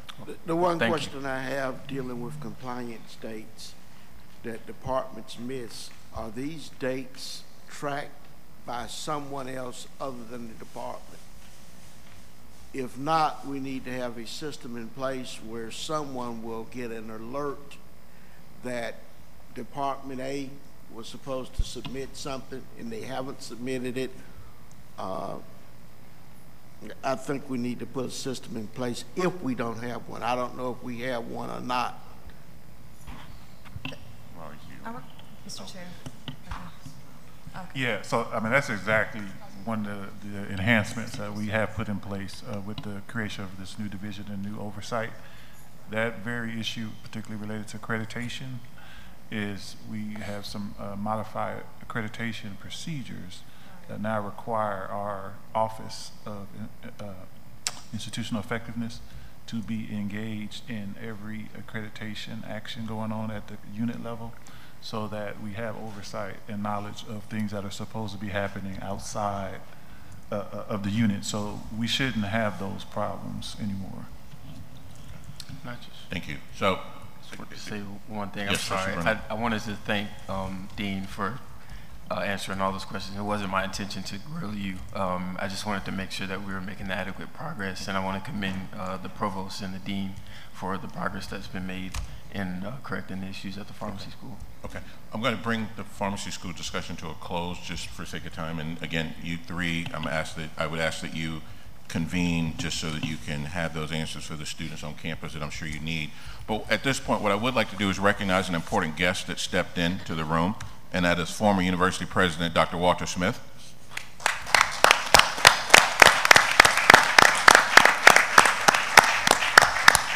Our hopes are that Dr. Smith will be with us for the entire weekend. Okay, thank you, thank you. At this point, just a couple of announcements from Interim President Dr. Robinson. Thank you, Mr. Chairman, members of the board. Just quickly, I failed to do this earlier. We have a new staff member who's been working with us in terms of calendar time, just a couple of weeks, but in FAMU time, a couple of years. Mr. Drew Berry, he got here just in time. He got in just in time. As you all know, Ms. Times went out on medical. She'll be gone for at least 3 more weeks or so, and Drew has hit the ground running. He got here just in time to meet IRMA. So welcome, Drew, to the family. I also want to board members, for those of you now that you think you have some spare time because you don't think you're going to Brooksville, well, you're not going to Brooksville. However, I want to invite all of you to the breakfast that's being organized and hosted by Foundation Board of Directors member, Ms. Josetta Coleman. That would have originally been at Hillsborough Community or State College, but due to the fact that Duke Energy is using Hillsborough as a staging area, we're going to have that breakfast tomorrow with some key donors at Jefferson High School. Jefferson High School is about 4 miles from here. We'll have a bus for you, board members who want to attend, out front at 8:15 a.m. tomorrow morning. Remember, following the breakfast, we will have the recruitment fair at Jefferson High School. So you can kill 2 birds with 1 stone, and we'll get you back to this place and to the pregame activity, so you don't have to worry about transportation at all. 8:15 a.m. In the lobby of the hotel. Okay, please join us. Right. Thank you, Mr. Chairman. No, thank you, Dr. Robinson. Is there any other business to come before this board at this point? Yes, Trustee Grable.